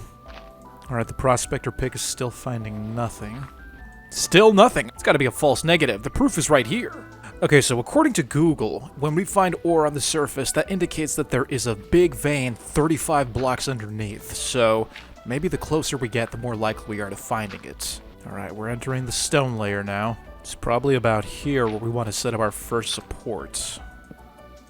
There we go. Wish me luck, folks. We're going down. We're detecting traces now. You see that? We're getting warmer. We have a medium sample now. Come on, there's a large sample. We are so close. We're so close. Where is it? Should I just start digging around now? Yeah, let's just start digging outward. Check it out. It says large sample here, medium sample there. So, is it directly under my feet? No, that's medium sample. And then here, oh, it's also large sample. Okay, so it's got to be like over here somewhere. Believe it or not, I can't seem to find a thing with this method. But guess what? People are suggesting that mining straight down is actually one of the safest ways to get to your ore samples. So, I can't believe I'm saying this, but we're going to mine straight down. I guess it's like protected against cave-ins somehow? I have no idea how that's the case, but if Google says it and if people on Reddit say it, then it must be true, right? Oh my god, I actually found it. Oh, this was the method. Now, how do I go about mining this without getting myself crushed? Let's light a torch here. And there it is. That's what we're here for. This better be a big deposit. And the benefit of this is that this one isn't by the river, so we don't have to worry about water flooding in. Do you guys think this is overkill? I know this thing can support to like 4 or 5 blocks in each direction, but still, I feel so much safer with this. Maybe it's the fact that we're doing this in hardcore. Jeez, this deposit keeps going. I mean, look how big the hole is now. Give it up for day 50. I really think we're playing a dangerous game now. I have not reinforced this area. Okay, we're done. We have... I don't know if this is considered plenty. But like, I got a vessel full, I'm down to 5 supports. I think I'll call it here for now, we'll come back later. I'm gonna go ahead and refine all this stuff, and I will see it when it's done. You want to see what hard work looks like? I've been grinding so much stuff in this quern that it's about to break. I didn't even know it did that. I don't know how much it's got left in it, but we gotta keep going. I'm finally finished. I've processed most of the ore. We should finally be able to make an anvil. Mind you, we haven't even processed all of the ore yet, but this is good enough for now. Now comes the tricky part, melting this down. In the past, we take this vessel full of pellets and melt it down in the ground. We've done this multiple times for multiple things. Now, with all the metal that we have, this process is just going to take way too long. But it doesn't have to take that long if we have one of these. This is a crucible, used for melting metals and creating alloys. It's definitely a step up above burning stuff in the ground. To make the crucible, we're going to need a material called fire clay. And to get fire clay, we have to combine regular clay with graphite and kaolinite. Now we're about halfway there. I have a kaolinite sample marked on the map. Now included in the mod pack is this blaze map. The cool thing about this blaze map is it shows you different things like the topography, the rainfall of each region. It tells you the temperature. If you want to know something specific about a biome, the blaze map will tell you. It also tells you the geology. Tells us that we're in an area where dolomite is king. There's a section over here where you'll find mostly basalt. Over here is where we'll find our graphite, because according to the book, graphite spawns where marble generates. So let's go ahead and make our way over there and see if that's actually the case. I got my prospector's pick right here, some water for the journey, and vegetables just in case we get a little hungry along the way. Ooh, this looks promising. Is this what I think it is? Marble. This is exactly what we need. Tinkering around, we found a sample of lead already? Well, that was fast. There's traces of malachite right here. We'll take that too. Sphalerite? What is that? You melt it down, it gives you zinc. Funny how we're finding everything except the one thing we need. Graphite. Oh my god, we found a graphite sample. Oh my gosh. Okay, I think this is it, folks. I think this is it. According to the guide I'm reading, it spawns under Y level 60. Alright, we're about to do something crazy. It worked last time, so why wouldn't it work again? We're just gonna dig straight down, and I just want to know that it's there. That's all I want to know. A very large sample of graphite. Yeah, this is it. This is it. Yeah, we're hot. We are hot. Alright, let's go back to the surface, make the proper mining equipment, and we'll get this stuff out of the ground. Okay, we have torches, we have supports, we have a pickaxe. It's showtime. Alright. I already hear the stone grinding. Uh-oh. Okay, I feel a little better. This one beam is enough to hold the ceiling up, right? Boom. Alright, we're safe, we're safe. We have a little pocket here. We are safe and sound. All is well. Wait a minute, it just occurred to me. Why am I mining here? It spawns under Y level 60. Is this even Y level 60? I have a feeling it isn't. We have to dig deeper. Okay, so check this out. I was digging down, and underneath this cobblestone, that's how deep I was. I was about 4 or 5 blocks deeper than where I am now, and it showed as a medium trace of graphite. So I got some blocks, I built back up, now we're back to the large sample. If I click this wall, it says there's a large sample of graphite. If I click that wall, it says there's a large sample of graphite. If I click down here, nothing. I don't know. It's a little hard to pinpoint where it is, but I feel like we're at the right layer. All we have to do is just probe into the stone now, and we should find it soon. I wish there was a way to pinpoint exactly where it was. If we could do that, we'd be golden. At this point, I'm hoping to just locate the sample, and then hopefully we can come back with a full durability pickaxe. I don't mean to alarm anyone, but we just had a minor cave-in. I think I mined a little too far, and that could have been so much worse. Oh my gosh, my heart's pounding. A ton of stuff just came down. Oh... Okay, let's assess the damage here. Yeah, it looks like a lot of that came down. Did it expose the graphite, though? No, of course not. Although it did expose a cave. We got a cave system here. I don't even know if you guys can see, but it's not that dark down here. Look at this. We found an actual cave system. And is that a zombie? That's a zombie down there. Okay. The question is, how far are we willing to go? Because I doubt that the ores are exposed here as they are in vanilla Minecraft. You know what, let's backtrack. We're not trying to get lost. There's a ton of cobblestone here. Was that from us? Looks like this one exposed another cave system. We're gonna have any more luck over here. That's a dead end, and that looks like something we need. Thank you, Cave-In. We found it. We found the graphite. Okay, let's go ahead and reinforce this because I'm not trying to get killed. How do we go about this? You know what? Let's go ahead and just play it safe. Bam, like this. Beautiful. All right, we have a job to do. Graphite, better than diamonds. It sure feels that way. Check it out. 1, 2, 3, 4, 5, 6 stacks of graphite. I guess they're not really stacks because they don't go up to 64, but I can't carry anymore. It's time to go back. Actually, I shifted my torches, which means I can carry a little more. Good morning, everyone. Once again, it's time to begin the long, tedious process of processing ore, grinding it, rinsing it. Goodness, does it ever end? This is a literal grind. You know what? We're making more sluices. Okay, this should do the job. These things better process fast because we are about to enter day 60. Alright, we got it. You see all that gray stuff? That looks like ash. That's not ash. That is graphite powder. And we finally have it. I'd say we're about a third of the way there because now we need the final ingredient for our fire clay. It's time to mine some kaolinite. That is how you pronounce that, right? Let's go dig up some more rocks. Perfect, folks. We are here. Here is the kaolinite ore sample. It's time to dig straight down. Let's do this. Well, that was fast. We just found it right here. Look at that. Aren't we lucky today? Pink unicorn. Why is it called that? All right, let's go ahead and set up our posts because it's time to mine. Okay, we have 3 stacks of kaolinite in our hotbar. We have more stacks of kaolinite in this vessel. More kaolinite in this one. Yeah, this was a very good deposit. Didn't even take that long to find, thank God. Let's go back to the surface and finally make some fire clay. Okay, everyone. Once again, back to the grind. Luckily for us, kaolinite doesn't have to be washed. All we gotta do is grind it the one time, and that should give us, yep, 4 kaolinite powder for every chunk we have. Kaolinite powder, we are in business. Alright, folks, here we go. We have our clay. We have our kaolinite powder. We have our graphite powder. And now, I have to rearrange these. I did this wrong. We have fire clay. 32 pieces of it. It's fireproof, because it's fire clay. Anyways, we have this. Let's go ahead and make ourselves a crucible. Don't screw this up, because this was expensive and time-consuming.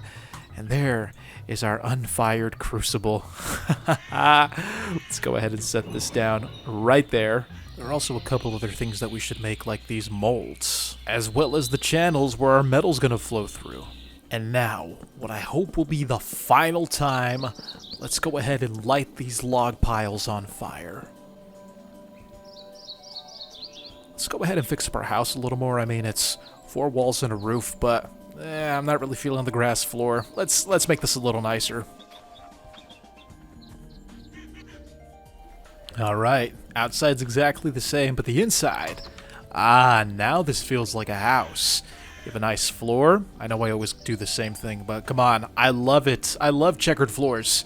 We have a little trap door for our well. This is where we get the water for all of the bowl mixing that we're going to do.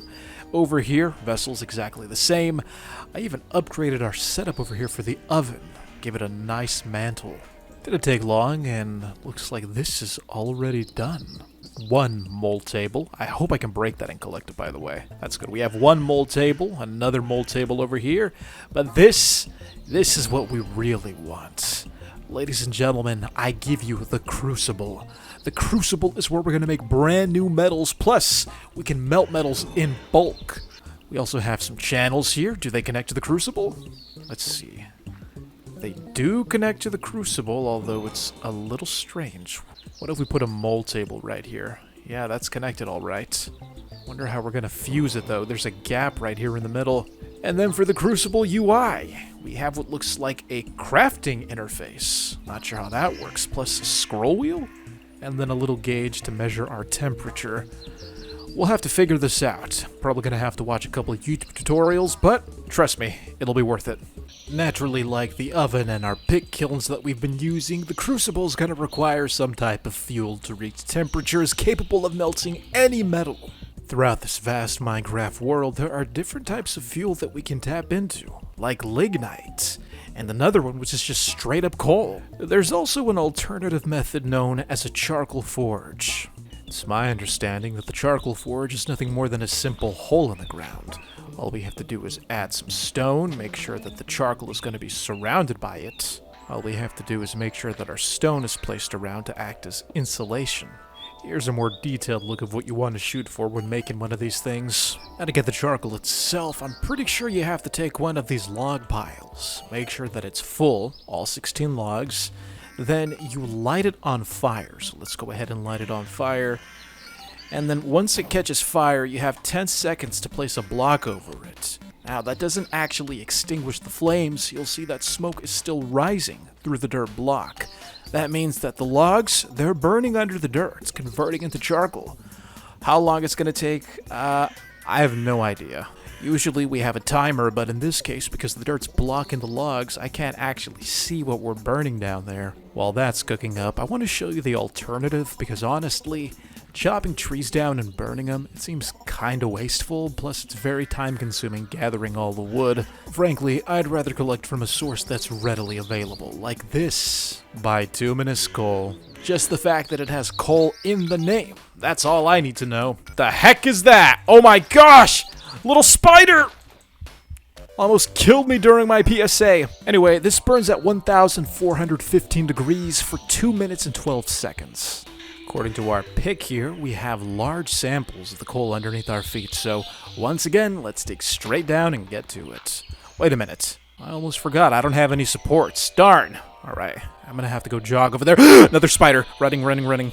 Alright, I'm not trying to get killed by a little spider. I have a feeling that as soon as I start digging down, it's gonna jump into the hole, so instead, we're just gonna dig here. Oh, look at that. Neat. There we go. We have coal. Why do I have blindness? Is it because of the coal? Okay, that's a little scary. There, we got that reinforced. We are safe, we're good. Let's mine some coal. Are those poison fumes? I think there are poison fumes in here. I think we have to be wearing a mask, although it didn't say anything about that, but look at that bubble. That thing is rising into the sky. Well, as long as we keep this area well ventilated, we should be fine. Okay, so this one is gray. That one is green. Just thought I should point that out. Why can't I place this beam here? Is the pollution cloud actually in the way? I can't place the beam here. Oh my gosh, those are poison gas clouds. Yeah. Okay, I had a feeling that the green was bad news. God, okay, if this is poison and those give you blindness, then there's no way I'm going to light a torch in here. Because what if it explodes? That's a valid fear. There are gases down here. And we have to be very careful. To think I thought this was going to be easy. Okay, I think this should be enough coal to get us started. Let's go see if we can get that crucible working. Good morning, day 70. Day 70 indeed. We were away for a while. I'm pretty sure our charcoal is done. And looks like that's the case. We have ourselves a charcoal pile. Doesn't look like a lot. Let's go ahead and collect it to find out just how much we have. We have 1 piece of charcoal, 2 pieces, 3 pieces, 4, just 4 pieces of charcoal, 4 pieces of charcoal from 16 logs. This is why we do coal. This is why we did what we did.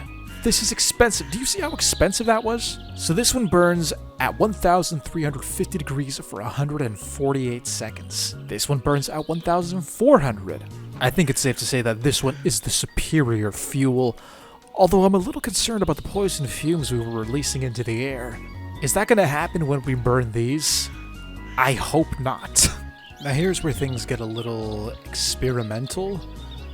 I'm not entirely sure how we're supposed to add the fuel in here. I can't right-click it, it won't place. Some people said that you right-click it, other people said you just drop the fuel in like that, and then you light it on fire. I don't know if that's the case either. Here we go. Okay, I don't think that was true at all.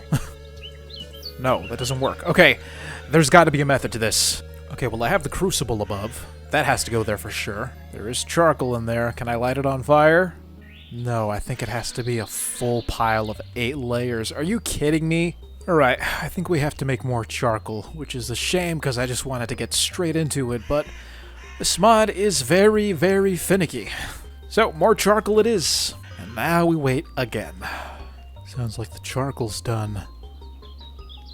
What the heck just happened? Is that it? One piece? What just happened? You gotta be kidding me. It all got crushed. Note to the viewer, don't put stone above your log pile while it's converting to charcoal. Otherwise, the stone is just gonna crush it when it's done. Let's do this again, but this time, we'll place dirt. Oh, thank God it's done. Alright, finally. Give me that. Boom, there it is. Give me the charcoal. With this 4, we finally have enough to make this kiln active. Or charcoal pit or forge or whatever you want to call it. I just want to melt down the metals. All right, here we go. 3, 2, 1, and it's lit. There we go. We have fire. Now my concern is that we're going to have to gather charcoal every single time we want to do this. I hope that's not the case. So how does this work? Do we just dump this in like that? Oh, those pellets are definitely melting. Oh my gosh. We have 80 millibuckets of melted copper. Once we add this extra pellet in here, that's going to be 100. Does it show here? Doesn't. Oh no, it does show. Yeah, it does show. All right, so we got some molten copper in here. Let's see if we can make a knife. I'm assuming that if we place this here, it's going to pour into the mold. And it does pour into the mold. That's amazing. So in the past, we were making these molds out of clay. They were a one-time use like this knife mold right here. As soon as I take the knife blade out, boom, the mold is history. But now that we have fire clay at our disposal, we can make ourselves a mold that will never break. Let's go ahead and heat these up. These are heating. And while that's getting ready, let's go ahead and melt the rest of our metals. Can we craft these into anything bigger? Oh yeah, we can make them into briquettes. And it looks like these are done. Let's go ahead and swipe these. Add them to our table. So how do we actually get it to pour now? Oh, just like that. That's so cool. Okay, good, good, good. We'll do the same over here. I think we'll want a hopper for this. Hold on, we have a hopper over here. We're not using that for anything anymore. Alright, so I went ahead and added some additions. We have hoppers that feed into chests. The idea is that once this pours, it's going to cool and then go into the chest just like that. It's a pretty simple concept, really. We are racing against the clock. Now, if there are more ways to automate this, we're probably going to discover them later. In fact, this design probably isn't even the best design. Maybe the worst. But this is what I came up with on the fly. We are on day 72. My brain is fried. So yeah, I'm just trying to get 14 ingots to make an anvil. I mean, look at the setup they're suggesting. I don't know how that's better than what we have going on. I mean, they only have to click one channel. These are the final ingots. Well, we can melt down more copper and make more, but this is all we need for now. Take a look at this chest. Take a look at that one. So many ingots. Look at them. First time we actually hold one in our hand. And the best part, you can actually place them. Isn't that amazing? Check this out. I'm going to make a little stack. Oh my goodness. Look at them. This is what we've been working towards. The next step is to convert a copper ingot into a double copper ingot. And to do that, we're going to have to do a little bit of welding. Step 1, we have to make a stone anvil, and to do that, all we have to do is right-click a piece of raw stone. I think it has to be disconnected from the rock. And no. Wait, what did I do wrong? Oh, according to the book, it has to be an igneous block. Oh wait, no, the gabbro works. Right, so we have ourselves a stone anvil. Believe it or not, that's actually a thing. And you can't actually pick it up, so every time we want to use it, we're going to have to run all the way up here. Let's make it again, right-clicking the raw gabbro with our hammer. Just like that. That is a UI. Oh my goodness. So now we have to weld the ingots together. We need 2 ingots and what looks like flux. Yeah, that's flux. So after watching a brief YouTube tutorial, I've discovered that we actually have to heat up the ingots in order to fuse them together. I mean, it makes sense. It's called welding. Welding usually involves heat. Okay, how are we supposed to get this over there? You know what, we'll just steal one. Beautiful. We have ourselves an anvil. So there is the technique to this. You're going to want to get the ingots into the crucible. We're not melting them down all the way, although they are going to be near melting by the time we grab them. We want them to be red hot. And then once they're red hot, we'll extract them, put them on the anvil, and then hit it with a hammer. That should fuse them together. Yeah, I think this is good. Dump them in here and weld. Not enough heat. Fine. Get back in there. Come on, don't melt. There. Come on. Weld! Weld! Ah! We got one. Okay, finally. I don't know why that was so intense, but we got it. Also, what are these new slots in my inventory? When did we unlock these? Has this always been here? Guys, I just realized. I went back to look at the footage. I had 4 extra inventory slots this whole time. They were there the whole time, and I didn't notice them. We've been playing this on extra hardcore mode. Anyways, we have ourselves some double copper ingots. I don't think we have to wait for these to cool. Let's see if we can actually make the anvil now. Please be that simple. Please be that simple. Thank God. It's that simple. Ladies and gentlemen, we have an anvil. It's beautiful. Oh my goodness, all that hard work is finally paying off. We're finally doing some serious metallurgy. And the interface is exactly the same as the stone anvil. Can I finally make copper items? We can make lanterns, we can make rods, we can make chains, saws. So many possibilities here. So pretend I just heated this copper ingot up. It's super hot, it's ready to weld. You gotta do that before you put it in the anvil, alright? Then you select the plan. In this case, we're making a copper rod. Now, you'll notice that there is a bar down here with a green arrow and a red arrow. The green arrow is indicating how much progress you've made, and the red arrow is the finish line. You gotta get these two to line up. To get them to line up, you have to press these buttons right here. Any green button will tick this arrow forward. Any red button will regress it backwards. If you regress too far off the bar, then you're gonna lose your ingot. What do these mystical shapes up here mean? Well, these mystical shapes are called rules. Throughout this race, you have to make sure that you follow the rules, which means you have to press this button at least one time. And when you do press it, it has to be the last thing you press. As for these two, we're going to be pressing these, but they have to be the second to last and the third to last action as well. It's a little confusing. When put into practice, it makes sense. If this green arrow is aligned with this red arrow, but you didn't press this button, the bend button last like the rule wants you to, then you're not going to forge your item. Sorry if it's confusing, but I didn't design how it works. So let's go ahead and get our copper ingot nice and hot. This thing doesn't have any more coal. Let's go ahead and give it some more coal here. And if your copper ingot cools down before you're finishing the forging process, you can always just toss it back in. It'll save your progress in the anvil minigame. There, that's good. All right, here we go. We're going to pick our copper rod, and now we bend. Boom. All right, it's moving forward. It's moving forward. We're good, we're good, we're good, we're good, we're good, we're good, we're good. We got to overdo it. Then we draw backwards. 1, 2, and then bend. Ah, no, that's too much. We overshot it. I kind of get it. I kind of get it. I hope you get it too. It's complicated, but it makes sense. Shoot, we're so close. No, it's not aligned. It's not aligned by a hair. It's not aligned. We have to do... There are different types of hits. Okay, let's do a light hit. Come on, man. Come on. Ah, why is it off by a pixel? Why is that a thing? This anvil's kicking my butt. I know it's just simple addition and subtraction, but still, the fact that we have to use fuel to do this process is just blowing my mind. It's so much pressure. Plus, I have to make another stupid hammer because I went through the other ones already. Draw, draw, bend. Oh, I'm always off by 1. 1, 2, 3, 4, 5, 6, 7, 8. Bend, draw, draw, bend. We got it, finally. 2 copper rods. Goodness, that was a nightmare. Why does it look so smoky here? Oh my gosh, is it because of this? Is our coal actually polluting like it did in the cave? Is there a way to even check pollution? Or is it because I'm hungry? I think it's because I'm hungry. Wait, let's eat some food. I think that's why things look so foggy.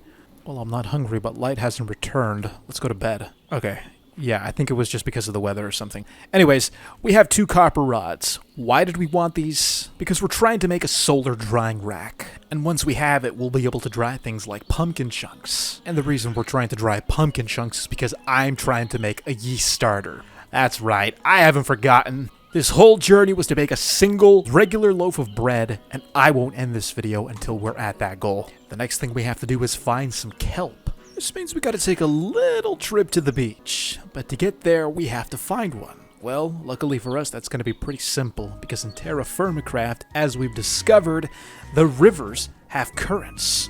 So we just follow wherever the water's flowing, and like all rivers, it's gonna empty out into an ocean. So hopefully we get there pretty quickly. And thanks to the current, we are speeding through. I just hope there aren't any hostile enemies in the water. I think I spoke too soon. There are red dots in the river. Those are piranhas. Okay, let's get out of the water now. There they are. I see you. Look at this little creep. Trying to bite me on land. Should eat him for that. Ladies and gentlemen, do my eyes deceive me? Is that what I think it is? That looks like a shelter. Question is, who lives there? That's a tent. A digger? An actual person? I had no idea there were NPCs in this pack. And you trade Gabbro Cobble for 3 diamonds? We can totally bring him Gabbro Cobble for 3 diamonds. Our place is full of Gabbro Cobble. We're gonna go ahead and mark this. If we want diamonds, we know where to come. Take a look at the map. If that's not an ocean, I don't know what is. And there's green on there. Wait a minute. The ocean and this must be the kelp we need. Alright, here's what we'll do. We'll wait for the sun to rise. Because I bet it's pretty dark on camera, plus I'm not trying to get eaten by things I can't see in the dark water, so yeah. Morning. That is sunrise. And there it is. Wow. We are really getting an adventure out of this pack. Giant kelp. Come on, come on, I'm gonna drown! Okay, where's the kelp? What did I just cut? Did I not get any of that? I swear I just cut a huge stalk of this stuff. I think we're doing it wrong. I think we have to harvest it with a hoe. 1 hoe coming right up. This better be able to harvest the kelp. It is kelp that we need, right? Come on, come on, come on, come on, come on, come on. No, I think this is the wrong plant, guys. I've been mining this and nothing is dropping. Oh wait, no, we have something over there. That's different. That looks more like what we need. Winged kelp. This we can collect. In terms of crafting, absolutely nothing. So to get seaweed, Google is telling me that any standard underwater ocean plant can drop it if we break it with a knife. Right, I have a knife. And that kinda looks like seaweed. Will this drop it? There it is. It's that simple. We got 3. We are good to go. Time to go back home. So good to be back. I even picked up some extra wheat and barley for our new breads. Looks like our sugarcane is done. I guess they retextured that. It's purple. So what's the best way to harvest this? From the top or from the bottom? Oh, I guess it doesn't really matter. Well, we have sugar, folks. And we have jute. Only 2 of these? Figured it would have given us a little more. I didn't even get the seed back. Let's go ahead and make ourselves a solar dryer. We have some copper rods. We have our kelp. The only thing we're missing now is our glass pane. Now to make a glass pane, it's pretty simple. All we have to do is melt down some sand and pour it into an ingot mold. I don't feel like collecting sand, but we do have some of this. Sand piles. We've collected plenty while washing our ore, so let's go ahead and grab some of this. Fire up the old crucible, and we should be set. Oh, there's a little bit of copper in there. We'll want to extract that.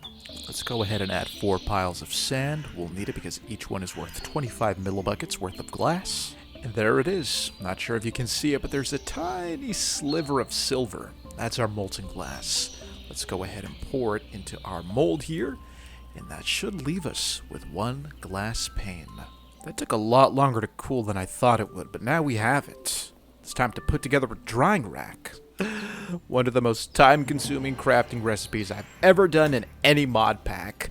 A solar dryer. Mind you, it's not even a complicated thing. It's just a tray that sits out in the sun. Like, why did this take so long to make? Alright, moment of truth. Let's go ahead and nap this pumpkin. We're gonna want those pumpkin chunks. So we have our pumpkin chunk drying, and how long is it going to take for this to dry out? You know, it doesn't say. So we'll just have to keep an eye out for this then. Oh, well that didn't take long. Alright, so we have our dried pumpkin chunk. Let's go ahead and extract that. Next, we have to go ahead and put it in one of these barrels. Now this part right here is the real time consuming process because it takes 3 days to make the yeast starter. We have 1 bucket's worth of water. Let's go ahead and add our dried pumpkin chunks. We'll seal the barrel. And now, on July 18th at 11:15... Wait, is today July 18th? It is July 18th. Okay, I guess that just tells you when it starts. In 3 days, it'll be done.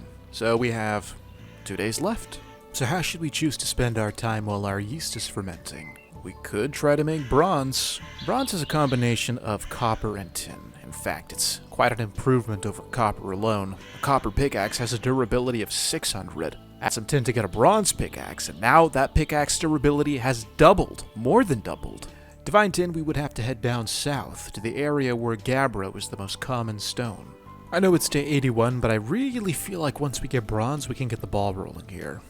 Well, we found chromite. We also found a little buddy. Check it out. He's sniffing the flower. I'm gonna leave you alone. I'm not that evil. Oh my gosh, you just came out of nowhere. This is the first actual Minecraft pig we found. Oh, it's a sow. Why are you staring at me? I have nothing to give you. Why is it following me? Is it because of the seeds? It's because we have wheat. Should we change our plans? Let's take a look at the map. We have a direct connection back to the house through land. We can probably change our plans. You know what? I guess animal domestication is more important. Alright, my little friend, we gotta get you back to the house without getting you killed. There were some dire wolves back this way, so it's gonna be a little bit of a challenge. Another one! Multiple! And a baby? That one is a male. That one has tusks. Yeah, that's a pig. And check it out. You can see how long it takes for the baby to reach adulthood. 2 months and 23 days. Wow. Well, we have a happy family here. Oh my god, I'm being chased by wolves! No, no, no, no, no, no, no, no, no, no, no, no, no. I just walked right into that. Oh my gosh, they're right behind me. Okay. They backed off. Looks like mom and dad couldn't keep up. But we still have the baby. Alright, let's go find your parents. Another over there. They're over there. I saw it on the map. I saw one on the map. Yeah, I can't find him. That sucks. He's long gone. Alright, well, we'll have to make do with these two then. So much for breeding them. Look at that. We've been joined by a duck. We're getting some new animal friends in the span of a day, too. Alright, so we came for bronze, and we ended up coming back instead with a pair of pigs and a flock of ducks. Who would have guessed? And we are home. Thank God we're home. Somehow, we lost the mother pig. I don't even know how. We were already here. Alright, everybody, inside, inside, inside, inside, inside. Inside, right now. Bam. Well, good morning. It is day 82, and these things are eager to be eaten. For some reason, they're trying to cram into the oven. As for this little one, I'm sorry we lost your mom. Let's go ahead and give you some wheat so we can raise your familiarity. Bam. There we go. Now we have a friend. 1 heart. Now, I'm not sure how the taming process works, but I think it goes something like this, that the more we feed them, the more familiar they become. So now we have a familiar score of 6. Don't know what the score that we should aim for is, but let's leave them here. I'm gonna go see if I can find the mom. We lost her somewhere over there. There you are. Let's go home. Your kid's waiting for you inside. Hey, hey! Why are they leaving? Get back in here. Look how attentive they are. I love that. And you, it's a little early for you to be in there. So now that that's taken care of, I think enough time has gone by. Looks like our yeast starter is done. 100 millibuckets. Not a lot, but we can multiply that. To increase the amount of yeast starter that we can work with, we have to add any type of flour. It's going to take about 12 minutes, and we should go from 100 to 500. Let's go ahead and grind up this wheat grain, make ourselves some flour. So we just go ahead and add this there, and yeah, it's feeding the yeast. Okay, wait, it's kind of like making sourdough bread. I don't know if we have any bakers watching, but let me know if it's actually true that some of these yeast starters can last like decades. I've read stories where some people are making sourdough bread with a starter that's older than they are. Maybe we can do that here. So, we can't keep living like this. Obviously, I'm happy to have the animals here, but I'm not crazy about sharing the space with them. Also, why does the sow have a stat called wear and tear? What does that even mean? In fact, all the animals have it. Don't know what that's about, but we're gonna have to build a barn. Or at least pens. Probably pens. This side's kind of crowded already, so I say that side. And there goes the first tree. Let's break ground in this area. Alright, should we be fancy about this, or just pragmatic? Let's not overthink it. It's just a pen. Look at that, you can have diagonal fences. Not sure I like the look of it, but it's cool. Guess we're using the diagonal fences after all.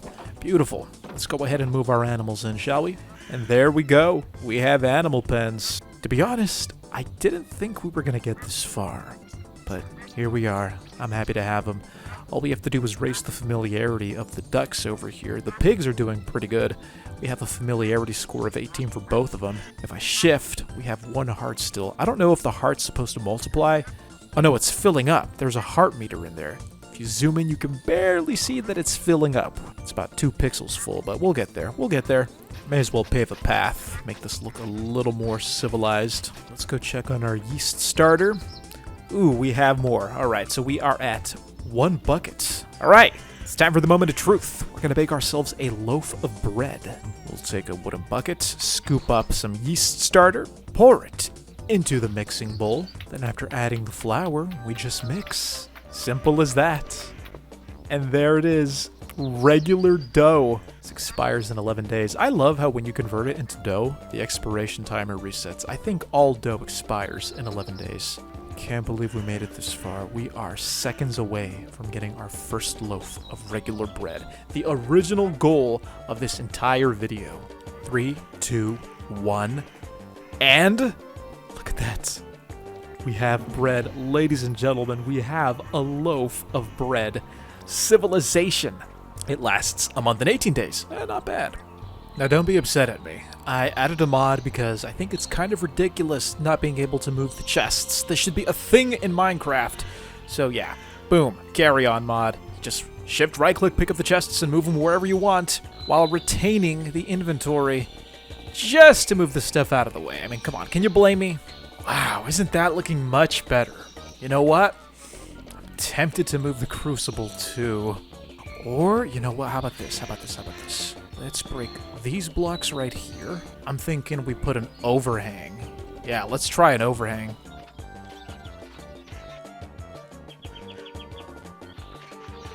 So I didn't build a barn, at least not yet, but we definitely have some upgrades. Over there, you already know, we have our pen. Here, I redesigned our farm. It's not really better, but it's more pleasing to the eye. I don't know why I just decided to divide them up like that. The house definitely got a facelift. Look at the roof. Look at those new borders we have with the logs. That was expensive. But the biggest changes are here, where we used to have our crucible. Well, we still have it. We have the crucible, we have our molds, chests on the ground. I textured the ground so that we actually have like a path. It's cobblestone and gravel. Then we have the anvil here, and then the most noticeable thing, this overhang. I think the place is really coming together. It screams civilized human being. But I think we'll just skip the barn for now. Things are more organized and I'm happy with the way they look.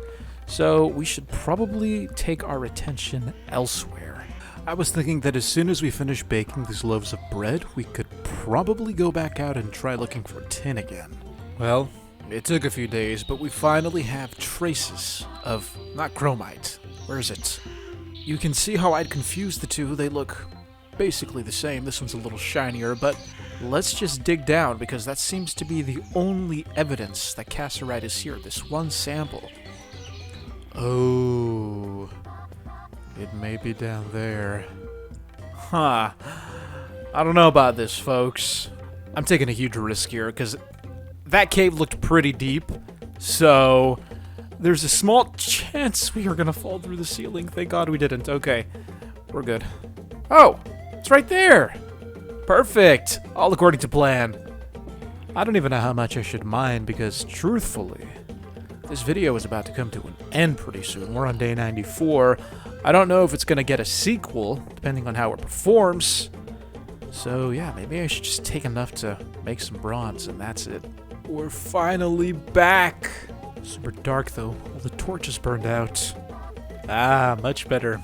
Good morning. It is day 96. We have some cassiterite to process. Just realized I've been pronouncing that wrong. It's cassiterite, not cassiterite. I somehow missed the I and the T in the middle.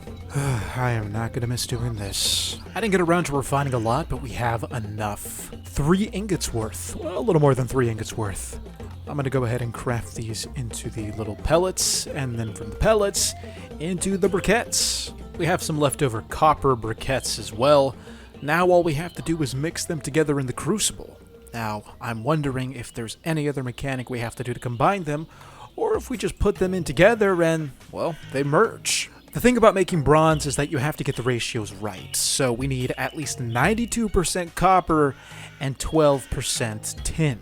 Doesn't have to be exactly right, I'm sure there's a little room for error, but the point is you gotta have more copper than you have tin. So, knowing that, let's go ahead and light this thing up, see if they actually mix on their own. Copper's taking a little longer, but it's about to get there. Will they mix together?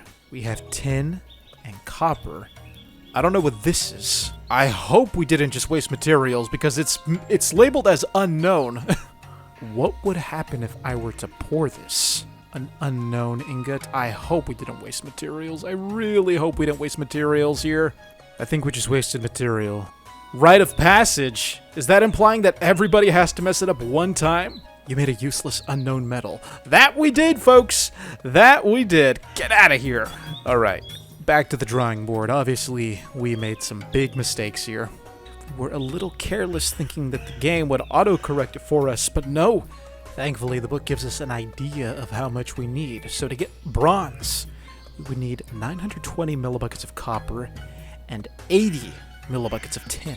As long as it equals up to 1,000, I think we should be good. Okay, this is attempt number 2. We have now 920 millibuckets of copper. Let's go ahead and add our briquettes. This is worth 80 millibuckets, so that should put us over 1,000. And now we have bronze. Oh my god. We did it. We did it, folks. Hold on. Let's go ahead and pour this here. We actually have it. Folks, we have entered the Bronze Age. And now that we have bronze, the possibilities are limitless. But that is all the time we have for today. Thank you so much for watching. I hope you enjoyed. If you did, be sure to leave a like, comment for a part 2. Don't forget to hype the video as well. And if you're new to the channel, consider subscribing or becoming a member so that you can get early access to the videos when they come out. Thank you so much for watching. I will see you next time. This has been Doublesal, the pigs, and the 2 ducks I have left. We will see you later. Have a great day.